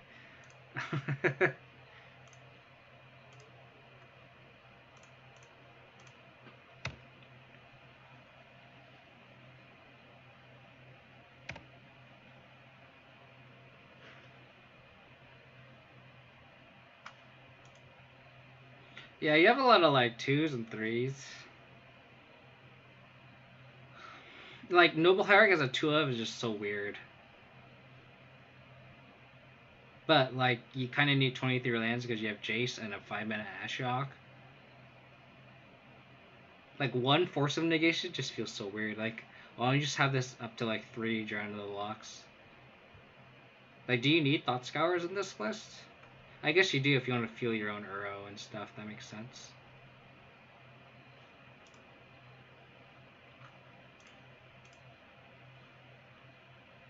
Okay, I don't care.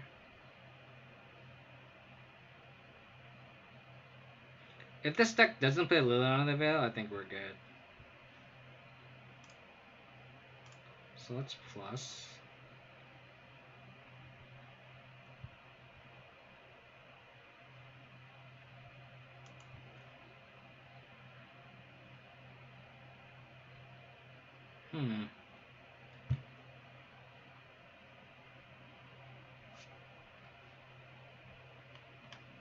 Fatal Push.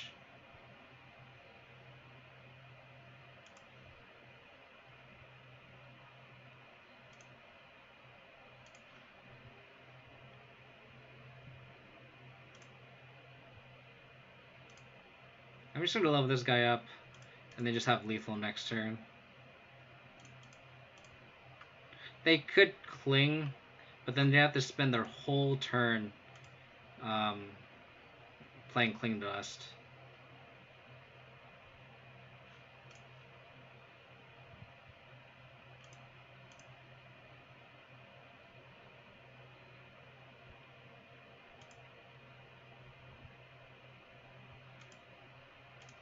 I like Little Jace too. I think Little Jace is really good.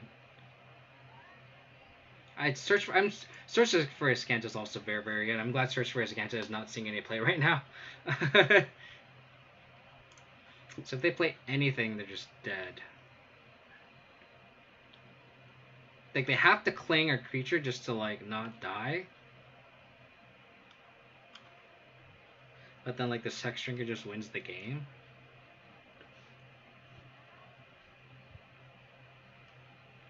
Yeah, so they need to cling. Like they're locked. They're essentially locked here.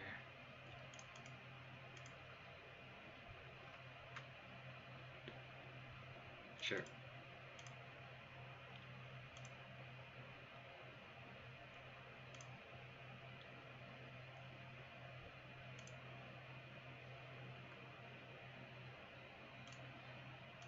Attack the Liliana. So they have to cling here.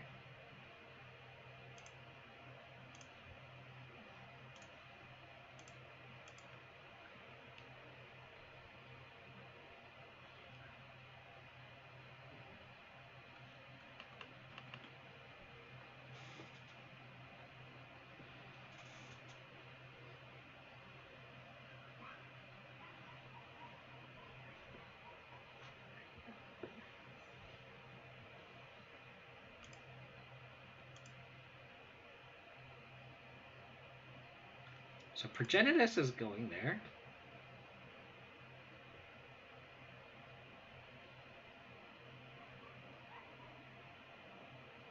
Do I want to plus this Liliana? I guess like I can see a world where like we end up wanting this Batterskull. So I think I'm just gonna keep this. And then all this cling isn't enough.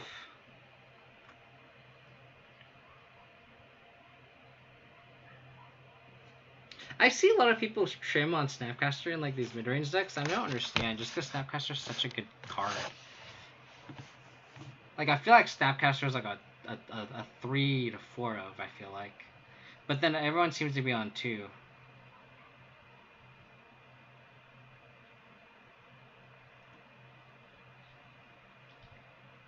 Sweet. Unfortunate that I punted against Dredge. Could have been 3-0, but still feels pretty good. Snap with Lurrus seems sweet. That is for sure.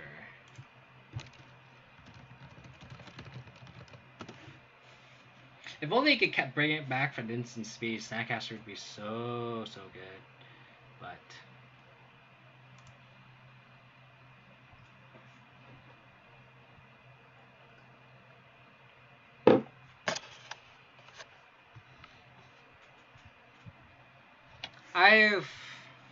coming from a person who's played a lot of BGX and just Modern in general, I lost to my fair share of just losing the Snapcaster attacking me 8 times. So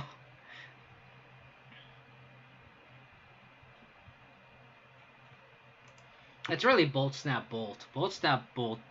Like when your blue red X, control-ish deck can just start turning into a burn deck and be good at it. That's when it gets kind of scary. Man, I was gonna say, like, where the hell?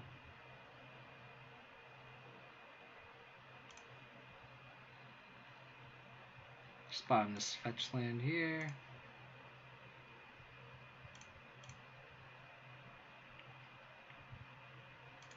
Make Grixis great again. Misty Rainforest doesn't give us too much information. Oops. Ugh, Uro.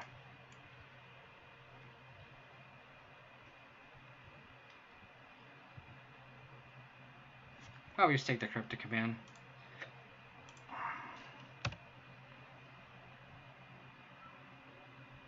If we can top deck a land, we can go turn 2 Stoneforge, turn 3, sweet. So we can go turn 2 Stoneforge, turn 3 Hextrigger, play the flash in the sword and attack.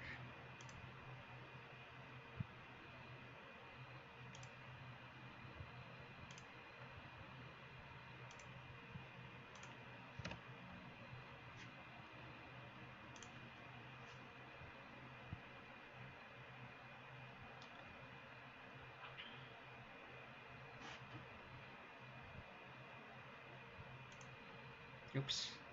They're gonna go Spiral, so.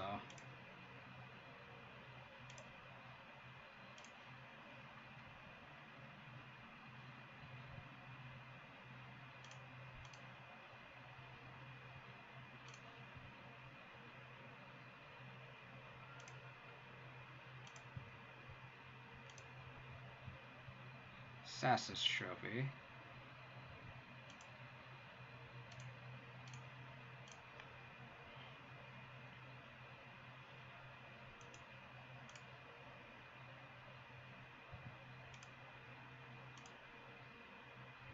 Do I want this trophy? I don't think I do.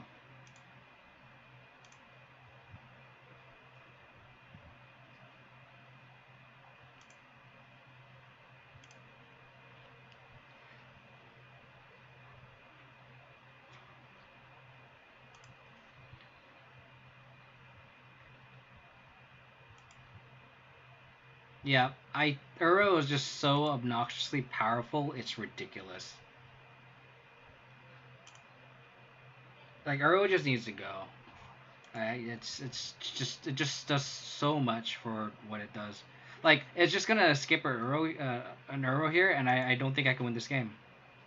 It's just impossible. Like, look at our start. We have turn 1 Thoughtseize, turn 2 Stoneforge Mystic, fetch Protect them from their deck, and we're gonna equip a Hex Drinker, and it's not gonna matter because they're gonna gain so much life and draw so many cards. We need to draw a Scavenging Ooze here. Oh god, I think I'm gonna draw Cryptic Command on top. God.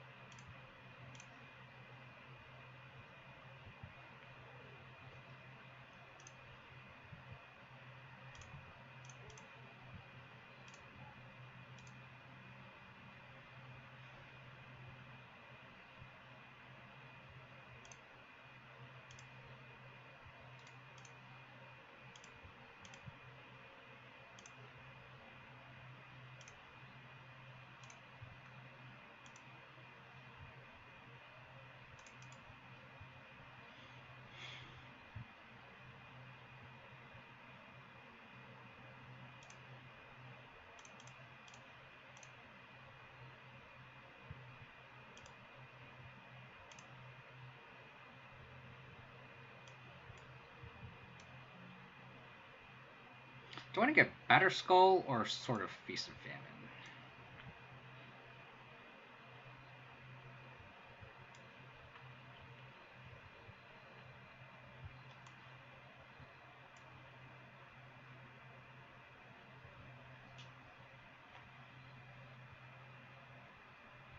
I guess we want sort of Feast and Famine.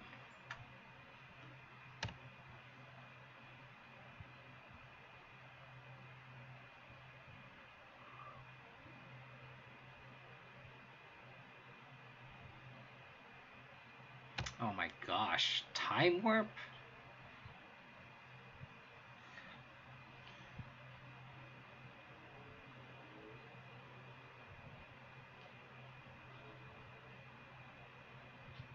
Oh my god. And they're not gonna have enough mana for Uro?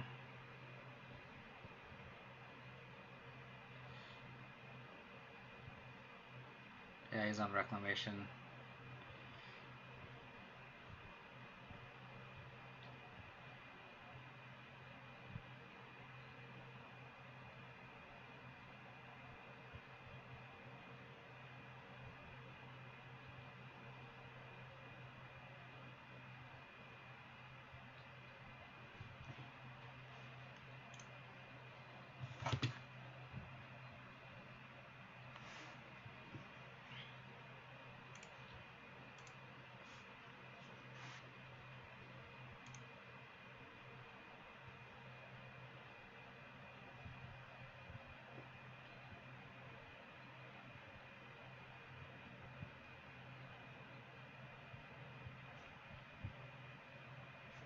Like, this Uro is just single-handedly just, like, winning the game.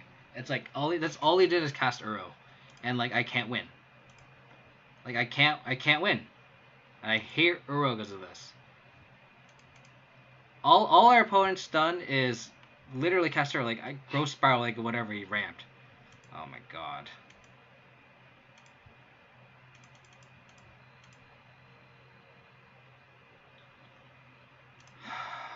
I just despise Uro so much. Do I want to level up this Hex Drinker here? Maybe I do. Just like save 2 mana.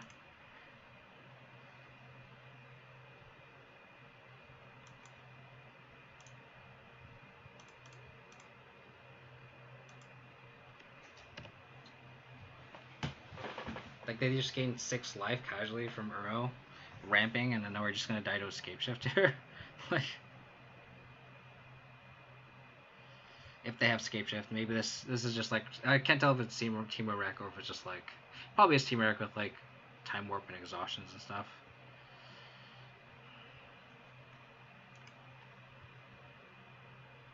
I do too.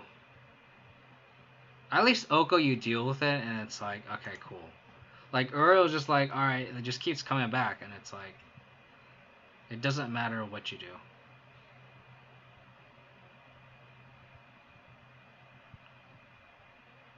Especially with, like, Mystic Sanctuary, too.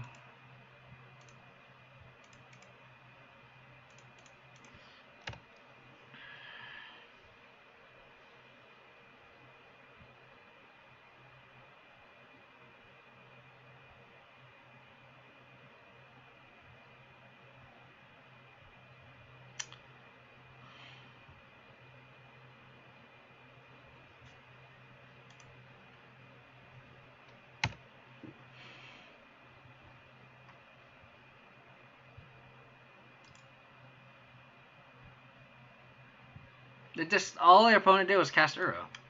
Like, yeah, sure, I don't untap, but like this is literally the only card they cast. And it's just like, ugh, I just hate it.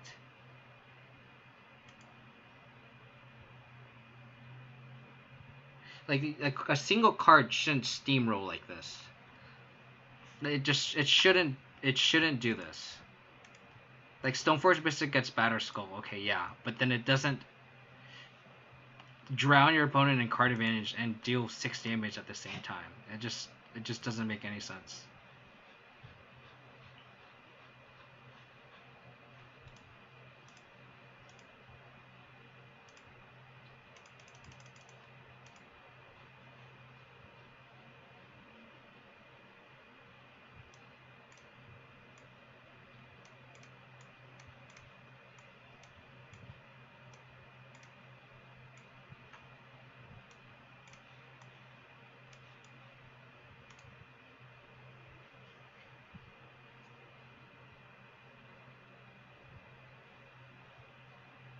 Yeah, there's ways to deal with every card, but for the rate that it does, it's just too much for one card.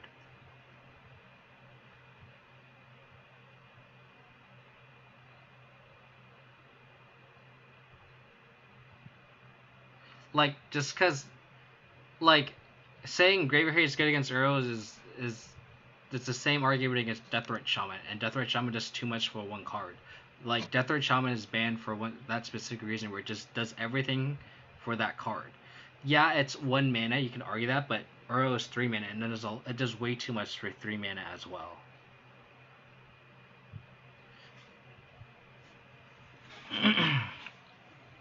Path Ashiok does not shut off your own Path to Exile. So if I Path and I have an Ashiok in play, they still get to search because it spells your ability your opponent's control.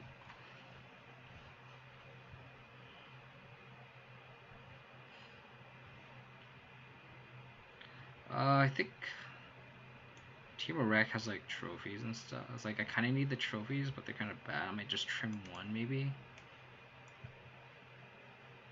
Like how good are Liliana's here too? I guess they're okay.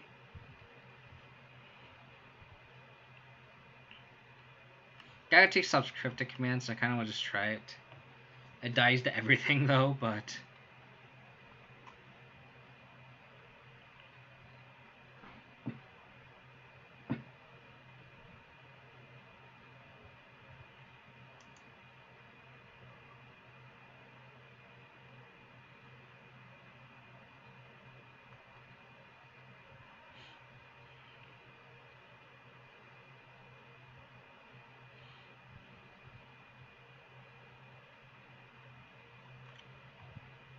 do I just cut Veils here? I feel like Veils just aren't that great. I guess it pressures their hand. I could consider Kai's Guile too. You just burn off all the Veils. Just don't like it against Uro.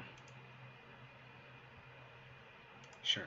We need another land off the top, but this hand is suffice.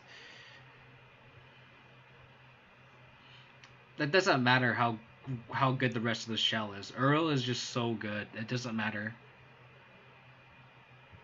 The fact that Uro nullifies so many other cards is why that card should be banned. I could just safely ignore this Veil Summer. I think I just take this Jace. I can ignore this Veil Summer. Yep, exactly. It's a 2-for-1. That's a win con, and it constantly accumulates card draw here. Can you imagine like if a Phyrexian Arena also was a 6/6 and drew and like gained you 3 life instead? That's the difference here. If the creature was like a 2/2, maybe it'd be fair, but it's a 6/6. It just doesn't make sense.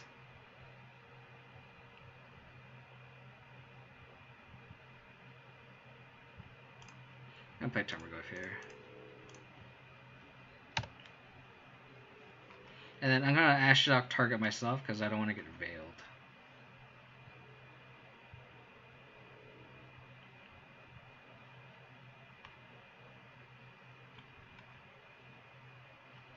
Luckily, this Ashiok kind of fights through Veil of Summer here.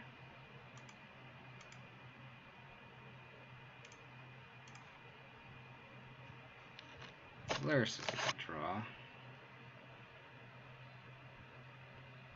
I'm gonna play this Ashiok too.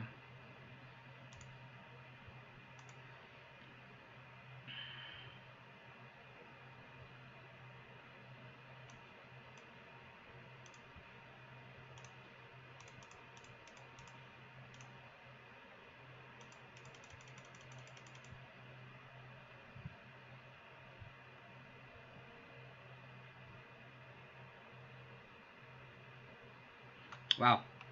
Turn 3 win with Ashiok. Sweet. Shut out their fetch lands as well.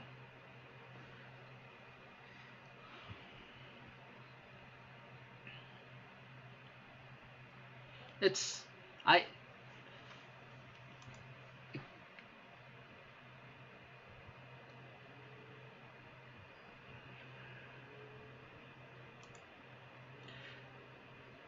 it's one of those things where you gotta look at every 3 mana spell out there and look at everything that costs the same, and there's nothing that compares to it in terms of being able to snowball.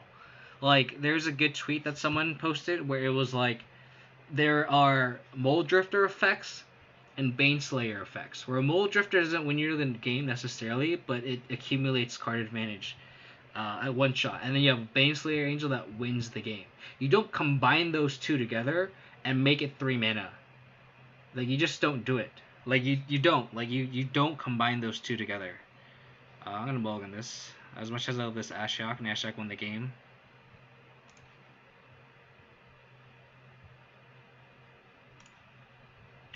Is that better?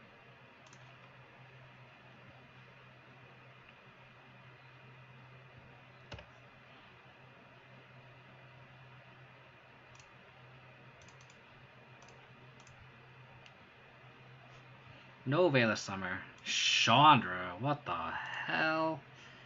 Alright.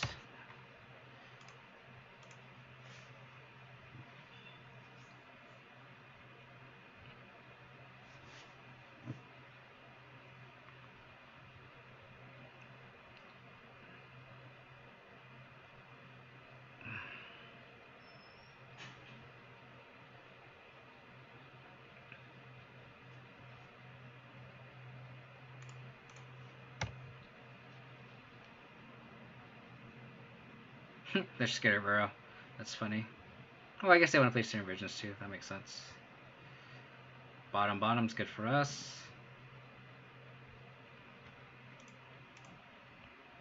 Let's see what we have here.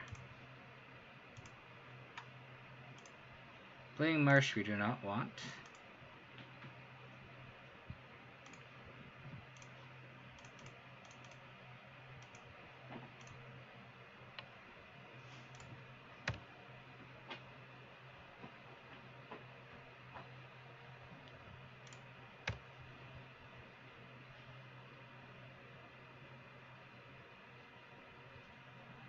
They don't want to get Ashiok. That's fair.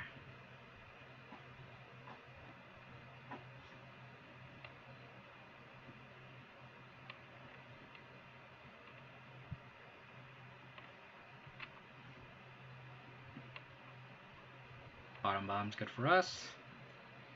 Hopefully that can't kill this Tarmogoyf.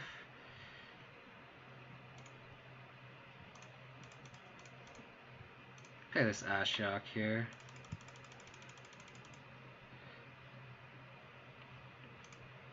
Target myself so they don't get veiled.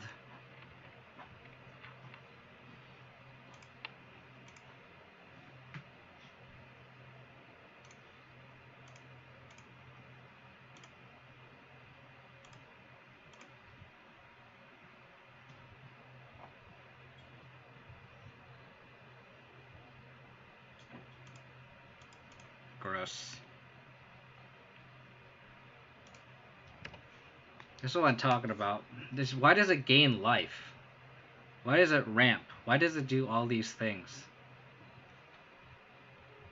Cool. So now they can play Chandra, which is super gross.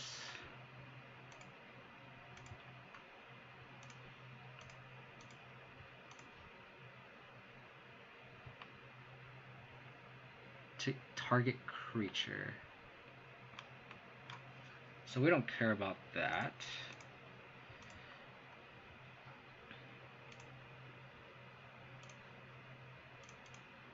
I'm gonna play Spellbomb.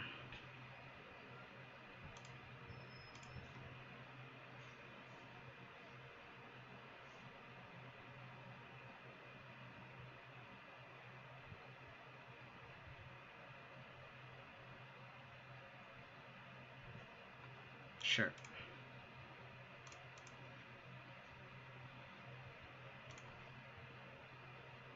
Nice force.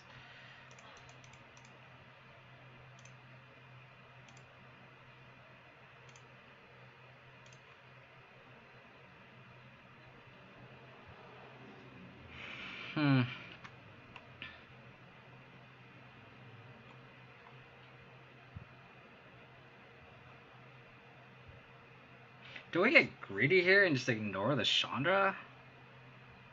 I don't think I can, right? Land, creature, sorcery, instant, artifact.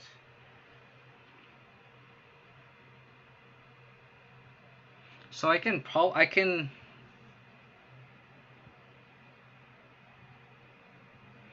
So I can probably... I can Kaya's Guile, gain 4, and make a 1/1. They go to 7.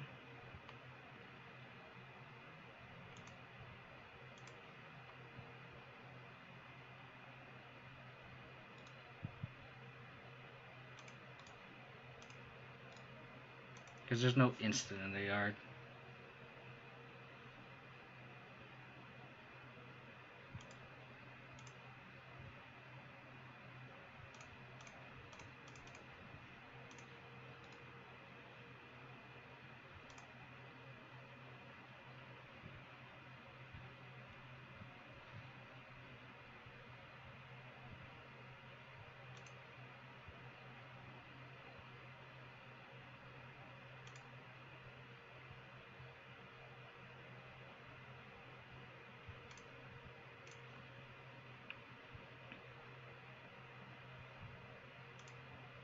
Cashing in that Veil of Summer. Love to see it.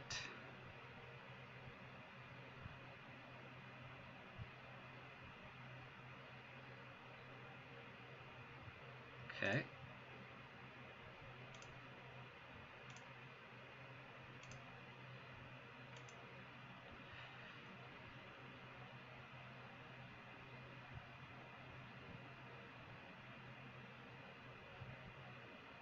Okay.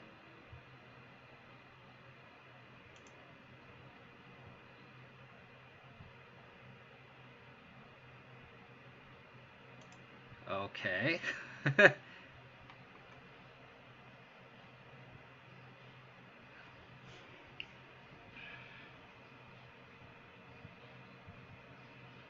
I feel like crack the spell on now.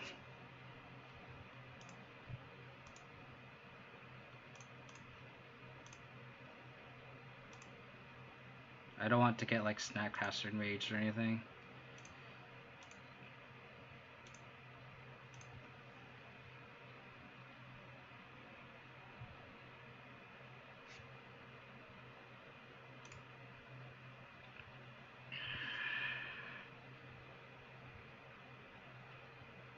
Please.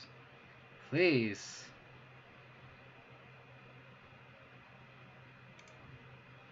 Please don't have anything. Ugh, they don't, like, Bolt doesn't even get them out of this either because they can't search for anything. Come on, please.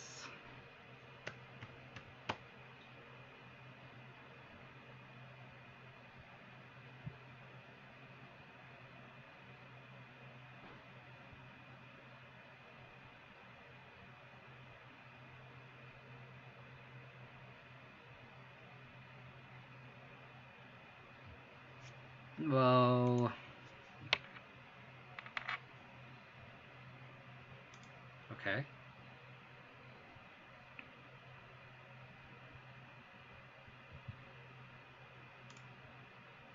I boarded out my Lilianas.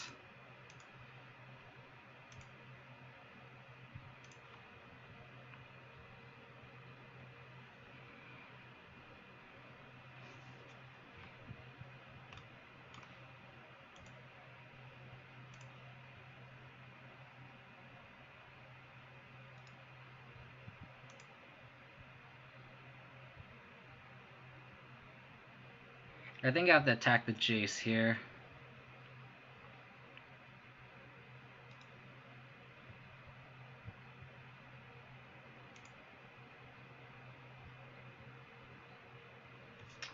Jace is the card, like, we can't kill him here, so I think we just have to get the most powerful Planeswalker out of the battlefield.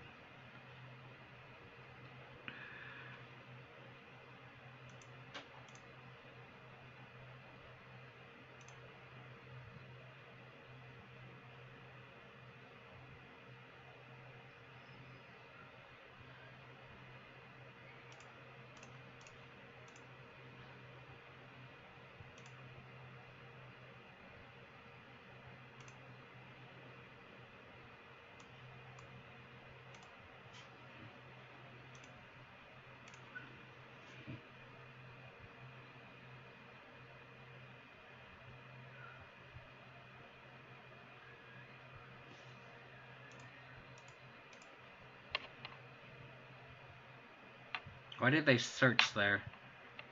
Oh, because he thought he could shuffle away with Jace.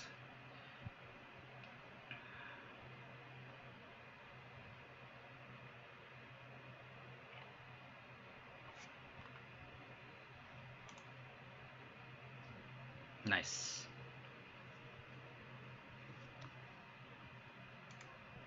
Please.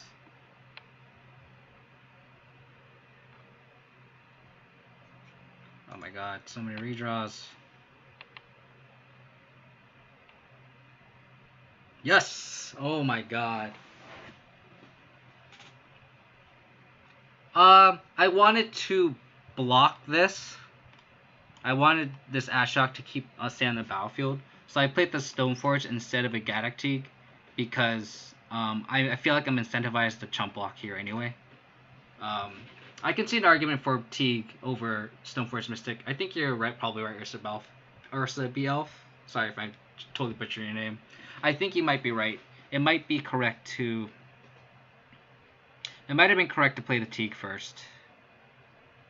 I guess I'm not entirely sold that this is not Scapeshift. So felt like I wanted to protect this Ashok, and that was the only way I was dying, is if they resolved the Scapeshift. I don't know. Then I might be off, like... My radar might be off in the sense that it might not be a Valka deck. That being said, if I do play Gaddock, they have the Chandra anyway to answer it. So I wanted to play the card that I didn't mind getting killed by this Chandra. Because that's just an on-board answer to whatever card I play. And the reason why I fetched the Stoneforge Mystic is because that way next turn I for sure somehow if my opponent has a way to clutter up the battlefield I can just equip a sword or something and win. If I do draw a land. But Gaddock doesn't really stop any of those because of this onboard Chandra. So really thinking about it, I thought about that initially. I was like, oh, I can play Gaddock to play anything, but they're just gonna kill it, so it doesn't matter. So that's why I didn't play the Stoneforge Mystic. It kind of just set up the next turn better, I guess. So sweet, 3-1. I'm kind of a little disappointed. I could have been 4-0 if I didn't punt against Dredge. But this is pretty good. I'm going to play the last match in just a second. I'm going to go get some water. So I will be right back. Please hang tight. I'm going to play my little break screen. I'll be right back. Give me just like 2 minutes.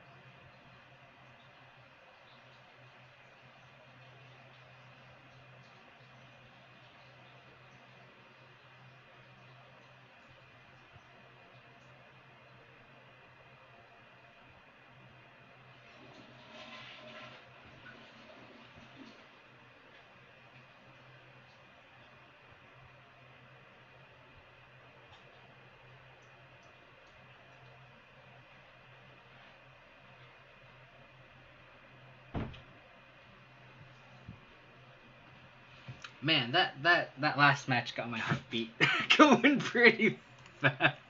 I was like they had so many redraws with Chandra plussing, the Ghost Spiral, and then the Lonely Sandbar. Like, oh my god. But I appreciate everyone for tuning in. Hope all you are staying safe and healthy. Hope you guys are appreciating this Abzan Lurrus Stoneblade content. If you guys want to support my channel, you guys can follow me on Twitch and follow me on Twitter.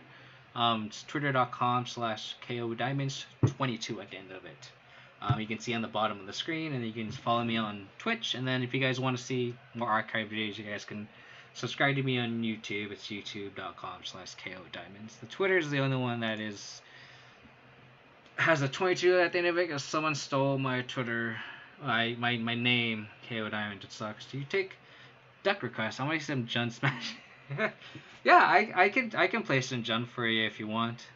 You can private message me on Twitter or whatever social media outlet you use.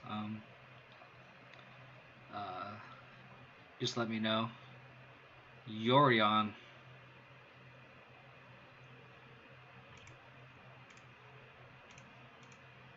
I feel like I want discard if I'm making Yorion. Especially on the draw.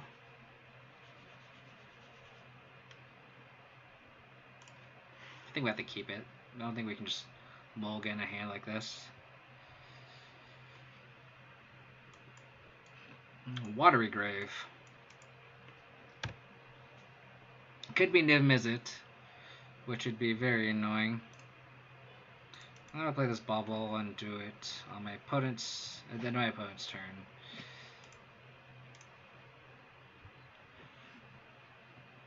I haven't played Jund for a hot minute, but I do think it'd be pretty good. I smell a spell snare, but I don't think I can do anything about it. Triome. Hey, I want that. I want that right now, actually.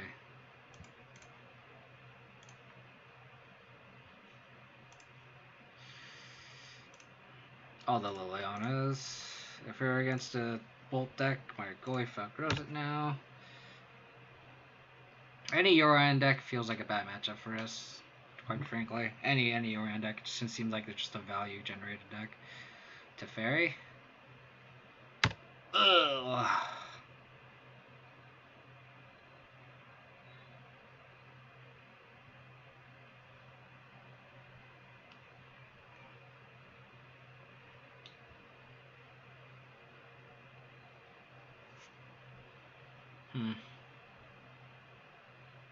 Lily does seem decent versus Esper.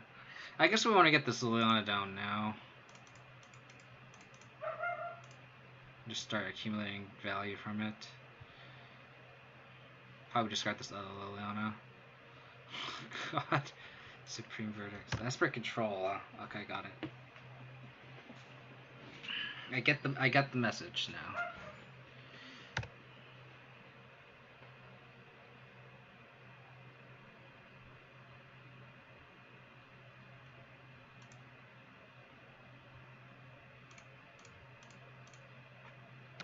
Let's tap correctly here.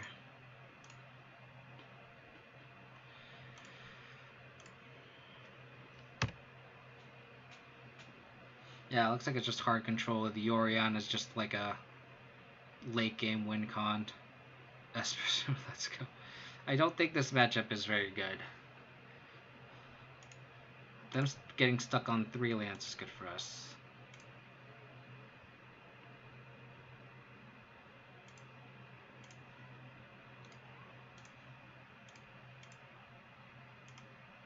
Wow.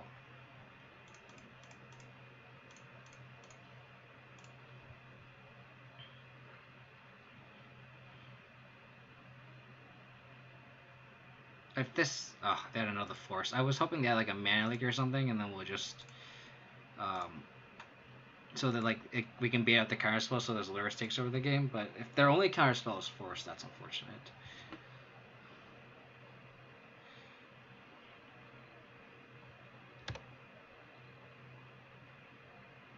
They milled 2 lands. All right, you got it, buddy. I do remember that Aspergillus Vengeance deck. That deck was kind of cute.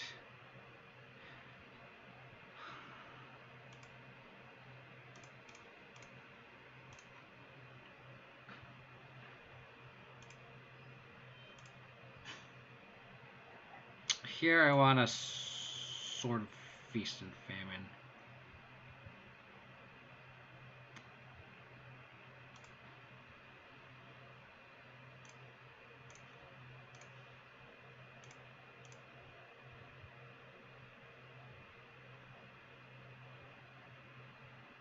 Path my Goyf. Path my Goyf. The reason why I played the Stoneforge Mystic is I wanted to see if it would eat a counterspell.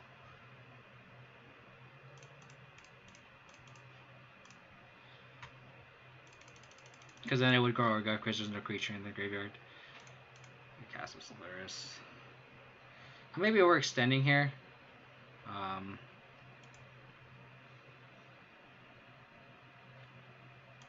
Let's activate this on upkeep.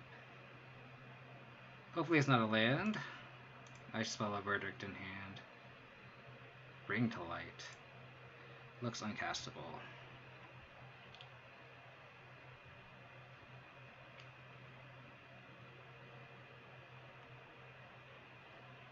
Okay.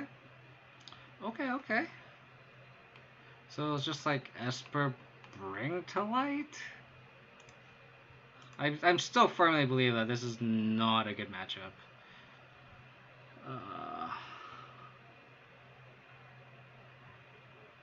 Oh, my friend really played that Esper Goyo's Vengeance with with little Jace, and your Goyo's Vengeance the Jace back, and then you can transform it, and then you don't technically sack it because it's a new card or whatever.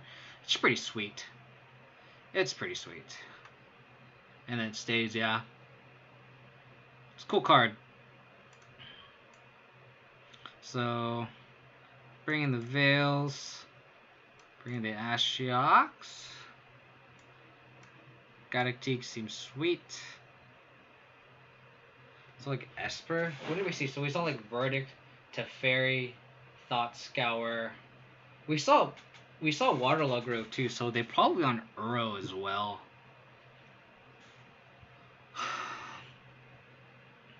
So we probably just brought all his removal here.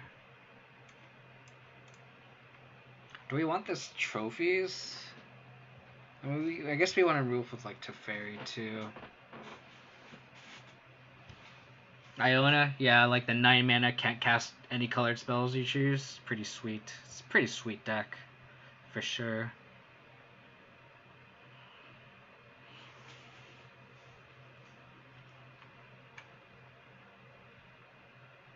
So I played a lot of Gruul, whoever's been kind of tuning in my streams regularly. And the card that I missed the most is Ashiok. Just being able to turn off search effects is just so good. As we saw last game, like we just planted an Ashiok under the way and they just scooped to it. And then Ashiok kind of just shut off the deck. Shut off fetches for Jace, right? Like, pretty decent. Probably just got a trophy.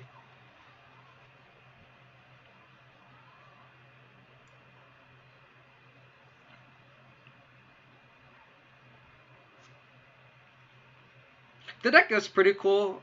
I mean, my friend was avidly on it, and he liked how you can play a mid-range game plan with a little bit more of a broken like gameplay too. So I think it was like GP Santa Clara. So that was like 3 years ago, maybe 3 years ago. It was like a team event, and thanks for all the followers, B Elf. I appreciate it.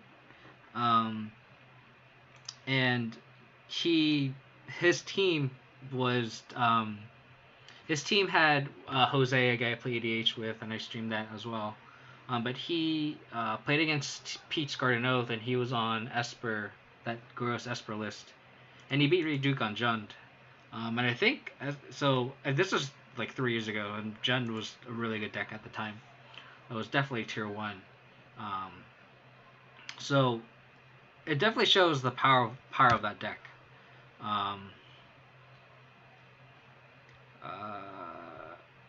Okay, that's a good. It's a good start. Just double discard spell. Hopefully, we draw a land.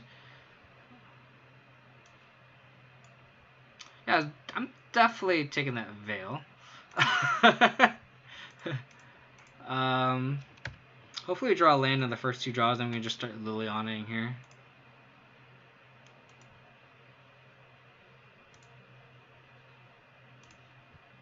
So they're gonna probably Omen.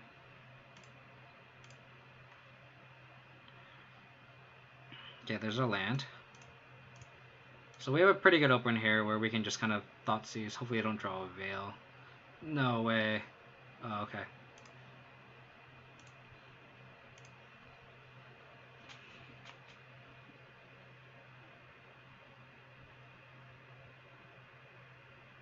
Top.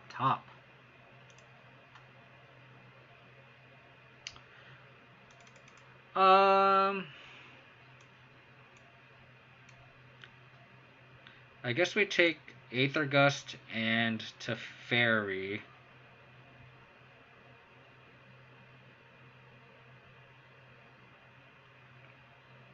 Because we don't want to get... Or I guess we don't care about Aether Gust because all our spells are black. I've been playing Gruul, so I'm like, oh, this card hits everything.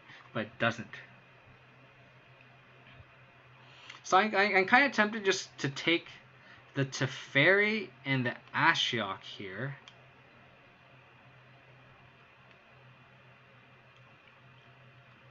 Yeah, I'm kind of tempted to go Teferi, Ashiok. Next turn, Liliana plus.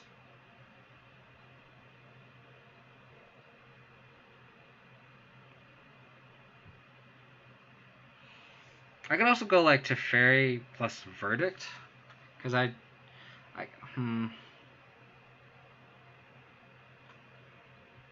think the Ashiok's the most annoying too, and they are very far from casting mana. So I'm gonna play this fetch. Get Overgrown Tomb. Take a shit ton of damage here.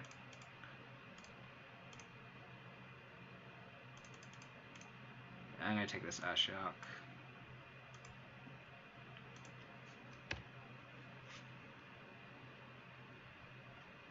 I could also see taking the Verdict, because then we just play the Lurrus, but oh no, is this like a Teferi or something? No. Oh, they can just bring Yorion. Oh no, it's a Renin 6? Wow. So we should have taken the Verdict there, if that's the case. If we knew Renin 6 was on top, because then this Liliana does nothing. They brought back Misty Rainforest. So I guess we're kind of priced into getting this Ashiok.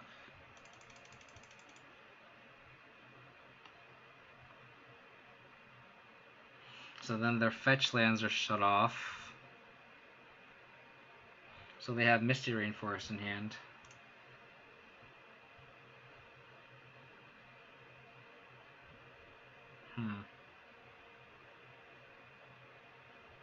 Trying to figure out who I should target.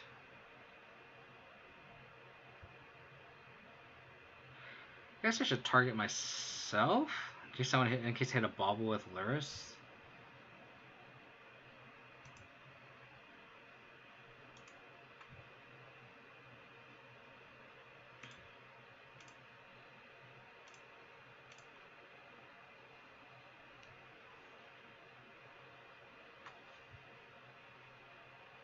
Yep.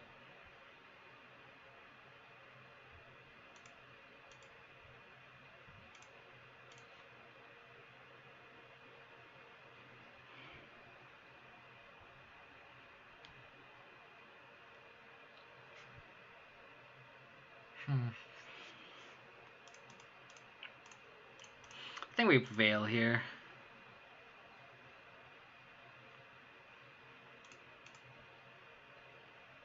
It's a very interesting game.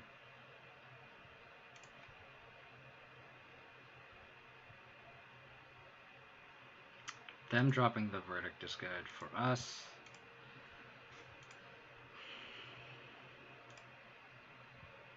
So now hopefully we draw a land, because that way we can go land, discard, Lurrus, plus Liliana.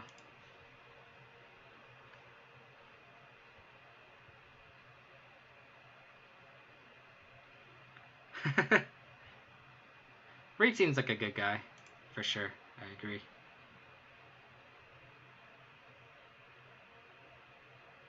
It's Battle of the Planeswalkers here. Too bad Ashok doesn't really impact the board.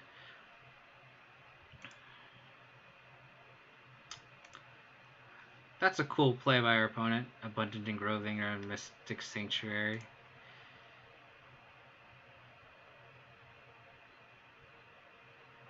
Come on, untap land. Ooh, Trio. That's good.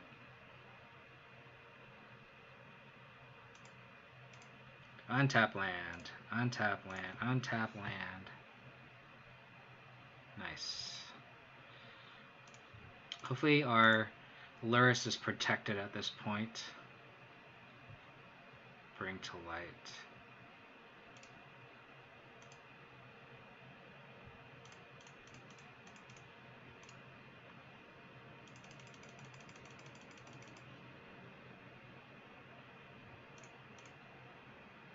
Probably just ditch the Flooded Strand here. Yep. Hopefully they don't have to draw a removal spell for this Lurrus. And we can start taking over the game here.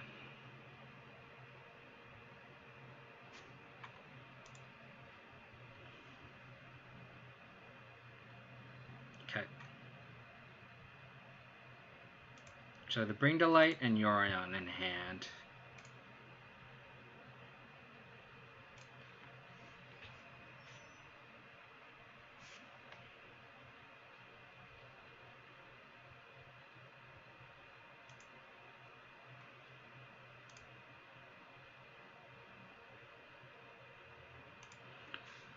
So we did discard probably the Yorion.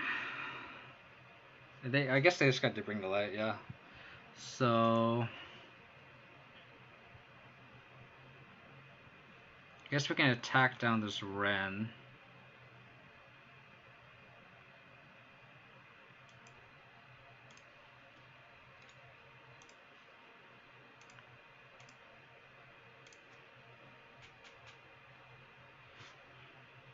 And then do I want to get Stoneforge or Hex Drinker?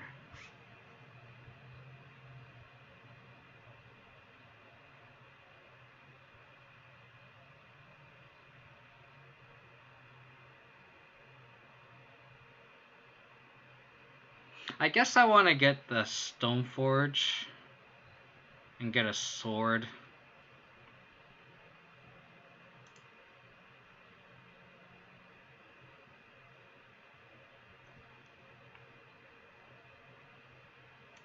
Just so we can start like accumulating all that advantage.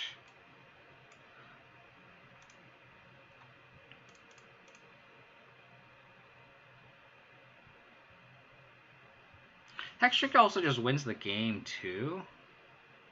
Like they need a Wrath. Yeah, I guess 5C. I agree too. Like especially because they have an ultimate awaiting us too.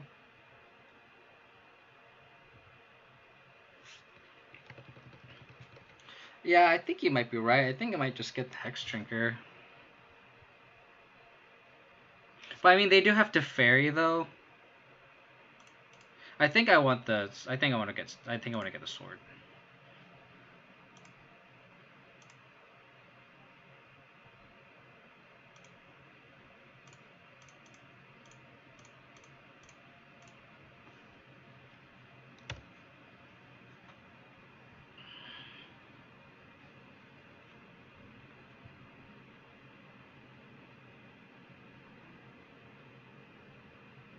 Our opponent typed in the chat. Must be nice drawing everything as your opponent draws nothing. I mean, I don't know if this is exactly nothing.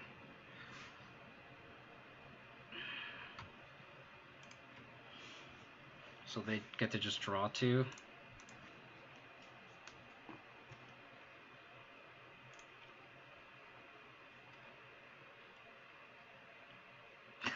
That's salt. Not wrong.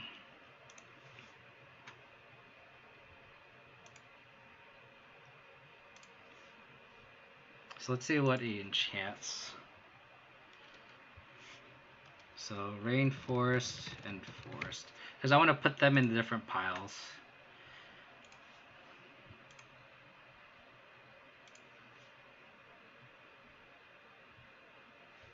I also don't need to technically ultimate here either. But I guess it's better just have to shut them off all the lands too. I wish I could bring Liliana back with Lurrus. That would be the sweetest play.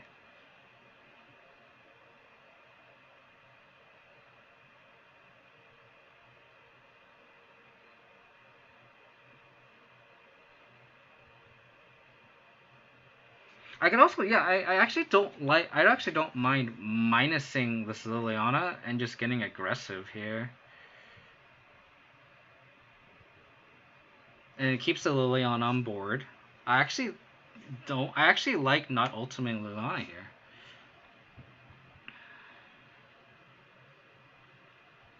2, 1, and then we have enough, so we have enough mana to equip sword, bring back Hexdrinker and level it up too. I think I'm gonna not ultimate here. I think I'm gonna minus.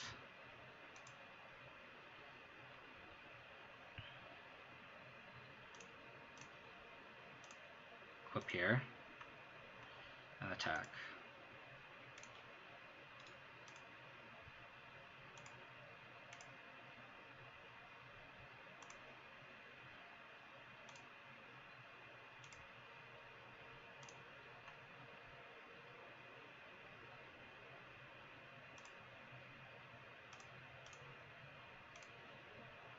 And just play this Hexdrinker because it's free, quote unquote.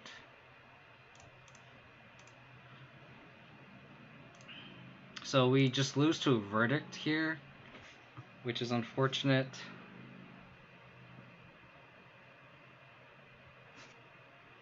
Okay. And this is why I like bringing back Stoneforge before the Hexdrinker. Okay.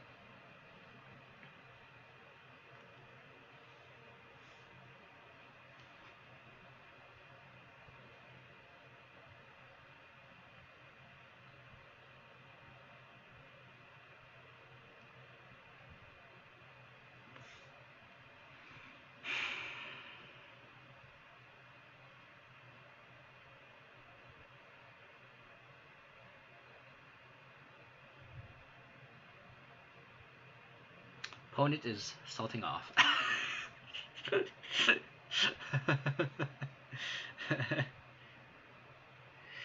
I'm just gonna bring this back up here. Yeah. I'm gonna change this here to a nice 4 and 1. All right, I that makes me really sad because my punt against Dredge prevented us from trophying here. But we beat 2 bad matchups. We beat Esper Bring to Light, or 5-color Bring to Light, and Team of Wreck, right? So how's it going, Garrett? The stream actually went pretty well. We lost to Dredge, which is unfortunate. I punted. I cracked a spell bomb way too preemptively, but I beat Taxes, Team of Wreck, this 5-color Yorion list, and another deck that I don't remember. What did I play round 3? I don't remember I played round 3. I'm getting old.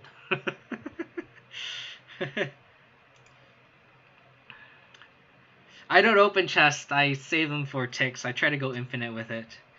Oh, and it was like blue-black control. That's right. It was a shitty blue-black control list.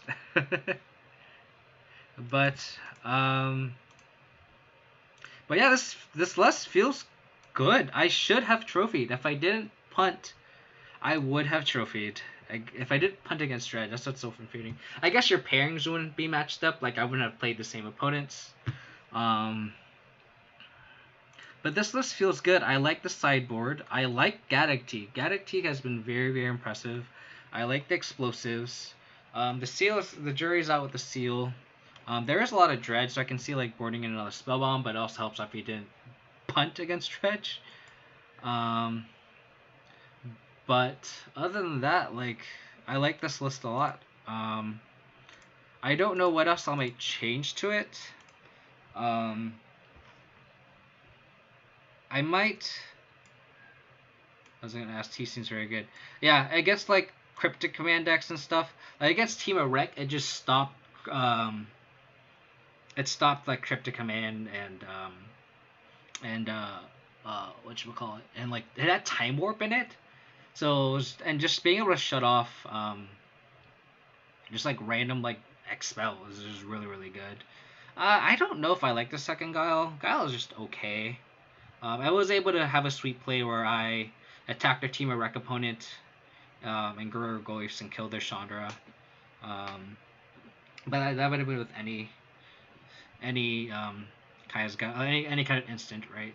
I like having that effect, I guess, just because we're gonna board out all of our fatal pushes and cast downs and stuff. I do like this cast down though. I haven't not liked it. I like having just like a 2-mana just destroy your thing. And not ramp them. What at what platform did you DM me? So we can touch space later. Did you do on Twitch or Twitter or Facebook? Because I don't see anything. But we can just touch space later. Yeah, I think not having a third Scooz is a concession to not having room in the deck. I think I would like a third Scooz just because it's so good right now against Uro and stuff. And Mystic Sanctuary. That being said, like there's like we have 3 Lurrus, 4 Baubles, 4 Stoneforge Mystics, and 3 equipment. So we really don't have that much room. I like the Hex Drinker. I like bringing back the Hex Drinker. Won us 2 games. I see. I'd rather cut the cast down than a Hex Drinker. Like the Hex Drinker won us games. Like leveled it up and then strapped the equipment to it, and knowing I'm not gonna get blown out, and then just like win the game. I like 2. I like 2, especially if we're building the deck around Lurrus. Because going turn 4 Lurrus, bring back a Hex Drinker that they spent a removal spell on is so good. And then they have to kill a Lurrus, and then we level up a Hex Drinker, and the Hex Drinker takes over the game. That's happened twice tonight. Hex Drinker is the real deal here. Hex Drinker is a lot. Hex Drinker is bad if you expect it to win the game on its own, but in combination with Lurrus, Hex Drinker is fantastic. I think 2 is the perfect number. I don't think it's a 1-of. I'm a firm believer that it's a 2-of with 3 Lurrus in the deck. I can see cutting Cast Down, because Cast Down is kind of just like a whatever removal spell. That being said, it's like we have 3 push and 3 trophy.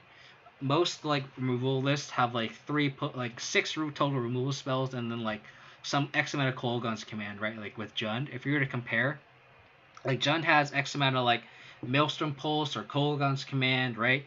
We don't have that. Our space is just so congested with like Stoneforge Mystics and like Lurrus and Baubles that we don't have. We have to skimp on removal spells already, and I don't want to cut the cast down. Because ideally you would have, with 3 trophy, 3 push, you'd have ideally have 2 path and a Maelstrom Pulse. If you look at other Abzan lists, so we're already short 2 removal spells, and cutting the cast down means we're down 3. And I think that's 1 too many. We're sacrificing too much against these creature decks. And I like Cast Down just because it kills Primeval Titan without ramping it. It kills a lot of things without ramping. So I like the Cast Down for now. Um, so I think I like the Cast Down more than like the third Scoos right now, just because we're already having concessions with the rest of the deck. I don't know. I don't know if we need True Plague Man, and I think you're right. I think Plague Man's been very underwhelming. In my league yesterday, I played against Green White Taxes, and I blew my opponent out. I killed 2 Noble Hierarchs and a Thalia. And I lost the game because I punted. I miscounted green mana for their opponent's Scoos. I can see Plague Man getting cut. I can see Plague Man being a second engineered explosives and a third Scoos in the sideboard. That actually might be a solid plan. If we want to go 3 Scoos post board, which makes sense if we're encountering a lot of Dredge, Uro, and Mystic Century decks. I'm so disappointed. This should have been a trophy. I don't know why I cracked that stupid spell. I saw a Narcomoeba and a Nomago. I'm like, oh, I gotta pop it now. And I'm like, why did I pop it? I don't understand. It's one of those things where like you just play and you're kind of like, all right, maybe. I don't know. I think it's also I'm a little rusty with Spellbomb versus Dredge. I think I need a little more practice against that matchup too. Could put those. I don't know. I can see people actually play. If we ever play against aggro deck, it's just a dead card, and then you just sideboard it out. Like you're just gonna have dead cards in the matchup. Like Thoughtseize is a dead card more often not against like Burn, right? And even then, like Hex Drinker, you trade with another aggro deck. Yeah, and you can say the same for like Fatal Push. You want Fatal Push against half the format too, right? Like it's one of those things where that's why BGX is bad because you draw the wrong half of your deck and you lose, and that's why our opponent tilted that last round is because we drew the right half of our deck against them. And I think that's just the nature of the deck, and I think the reason I like Hex Drinker is it is somewhat fragile, loses to Ren and 6, Teferi, etc. Ren and 6. But this card steals games. Like more often than not, the board gets gummed up, and like as Rock, you don't Rock or Abzan, you don't have the reach. We don't have Lingering Souls to fly over anymore. We kind of need a way to kind of break the board state, and Hex Drinker does that. Without a back end combo, without the reach with Lightning Bolt, without any flyers, I think Hex Drinker becomes even more important in this specific build of Abzan that I'm making. So I can see it being less optimal against certain decks, but I like it in this build. And it's just so efficient. Like against, I think it was Team Wreck where I went like turn 2, I went turn 1 discard spell, turn 2 Stoneforge Mystic, turn 3 Hex Drinker hold up equipment, and then I got to flash to my equipment, equip a Hex Drinker, level it up, and so it almost stole the game, but Earl was just such a stupid magic card that I kind of tilted off on that. But Hex Drinker is good. I think you've played Hex Drinker in not the most optimal Hex Drinker build, and I would argue in this deck Hex Drinker is the best because I've tried Hex Drinker in Rock, I've tried Hex Drinker in Jund, I've tried Hex Drinker in Gruul, and Gruul. I feel like Hex Drinker. Your experience with Hex Drinker is probably similar with Hex Drinker is how Hex Drinker is in Gruul, where it is just as a standalone threat, it's just not that good. Yeah, it'll win games, but just as a standalone threat, it's not that great. But in this deck, you bring it back with Lurrus. If you level it up to a 4/4, you can safely equip it with a sword, and it takes over the game. Like Hex Drinker with equipment is better than Grimflare with equipment. Because Grimflare still dies everything. People talk about how great Grimflare is with equipment and Stoneforge Mystic. But Hex Drinker is just so much better because it inherently has protection. And then just wins the game. It doesn't get chumped by a 4/5 Tarmogoyf. Well, Hex Drinker can just become a Progenitus and just attack right through, right? I kept talking about Hex Drinker. I obviously wrote an article about it, so I love Hex Drinker. Maybe I'm a little biased because of that, but I honestly believe this is the best Hex Drinker shell because of equipment, because of Lurrus. I mean, Hextricker in itself might not be powerful enough for the modern format, but as of right now, I think it's a good 2 of in this build. Um, God, I really want that trophy. I'm so upset. I'm so mad. I can't believe I did that against Dredge. I need to just get more practice with it against Dredge, I guess. Um, and I've been playing it at least once a league, so I'm sure I'll get more practice with it. And Plague Engineers are just okay against Dredge. I've been a little underwhelmed with it. I do want. I have to think about it. I think you did bring a good point, Garrett, where maybe I want 2 explosives, because explosives with Lurrus is so good. Like, the explosive Lurrus combo almost took over the game against Monoweight Taxes, where we killed their Thalia because they're kind of threat light at that point, but they had 2 Aether Vials in hand, with in board, with the Sword Light and Shadow. I had a Lurrus, I could have brought back Engineer Explosive, wiped out all the vials, and then at that point, they can't flash in anything to equip with the sword, and at that point, then we can kind of take over the game with Engineer Explosives and see if we need to bring it back for 2 or 1, etc., etc. Probably bring it back for 2 because most of the threats are 2 mana. But being able to recur or remove a spell is really, really good. I can also see a Deadweight coming in over a Plague Engineer. Maybe that might just be better. Just again with Lurrus, like being able to recur that removal spell. Because I know Jund has Seal of Fire, and being able to recur Seal of Fire is really, really, really good. What sucks about Deadweight is Seal of Fire. You can Seal of Fire something, bring it back, and Seal of Fire the same thing, so you can kill X4s. Deadweight, you don't really have that privilege. You have to. It has to die to a 2/2. It has to have 2 toughness or less to really make it effective. That being said, against these go wide decks, it might just be better. Yeah, I think that's why I have Plague Man, is because of goblins. I'm very, very, very, very, very, very scared of goblins. I think goblins is still popular. I still think it's a great deck. So we'll see how it goes. I honestly think I'm gonna keep this 75 and try it again, just to get more data, because I was so close to a trophy and the deck felt great. I mean, the reason why I went 1-4 yesterday off stream is because I drew 6 lands in a row in 2 matches, and that'll kill you. That'll kill you 2 matches, and that's the difference between a 3-2 and a 1-4, right? And that's just variance, and the variance was on my side today, and we drew the right half of the deck, and the deck felt really, really good.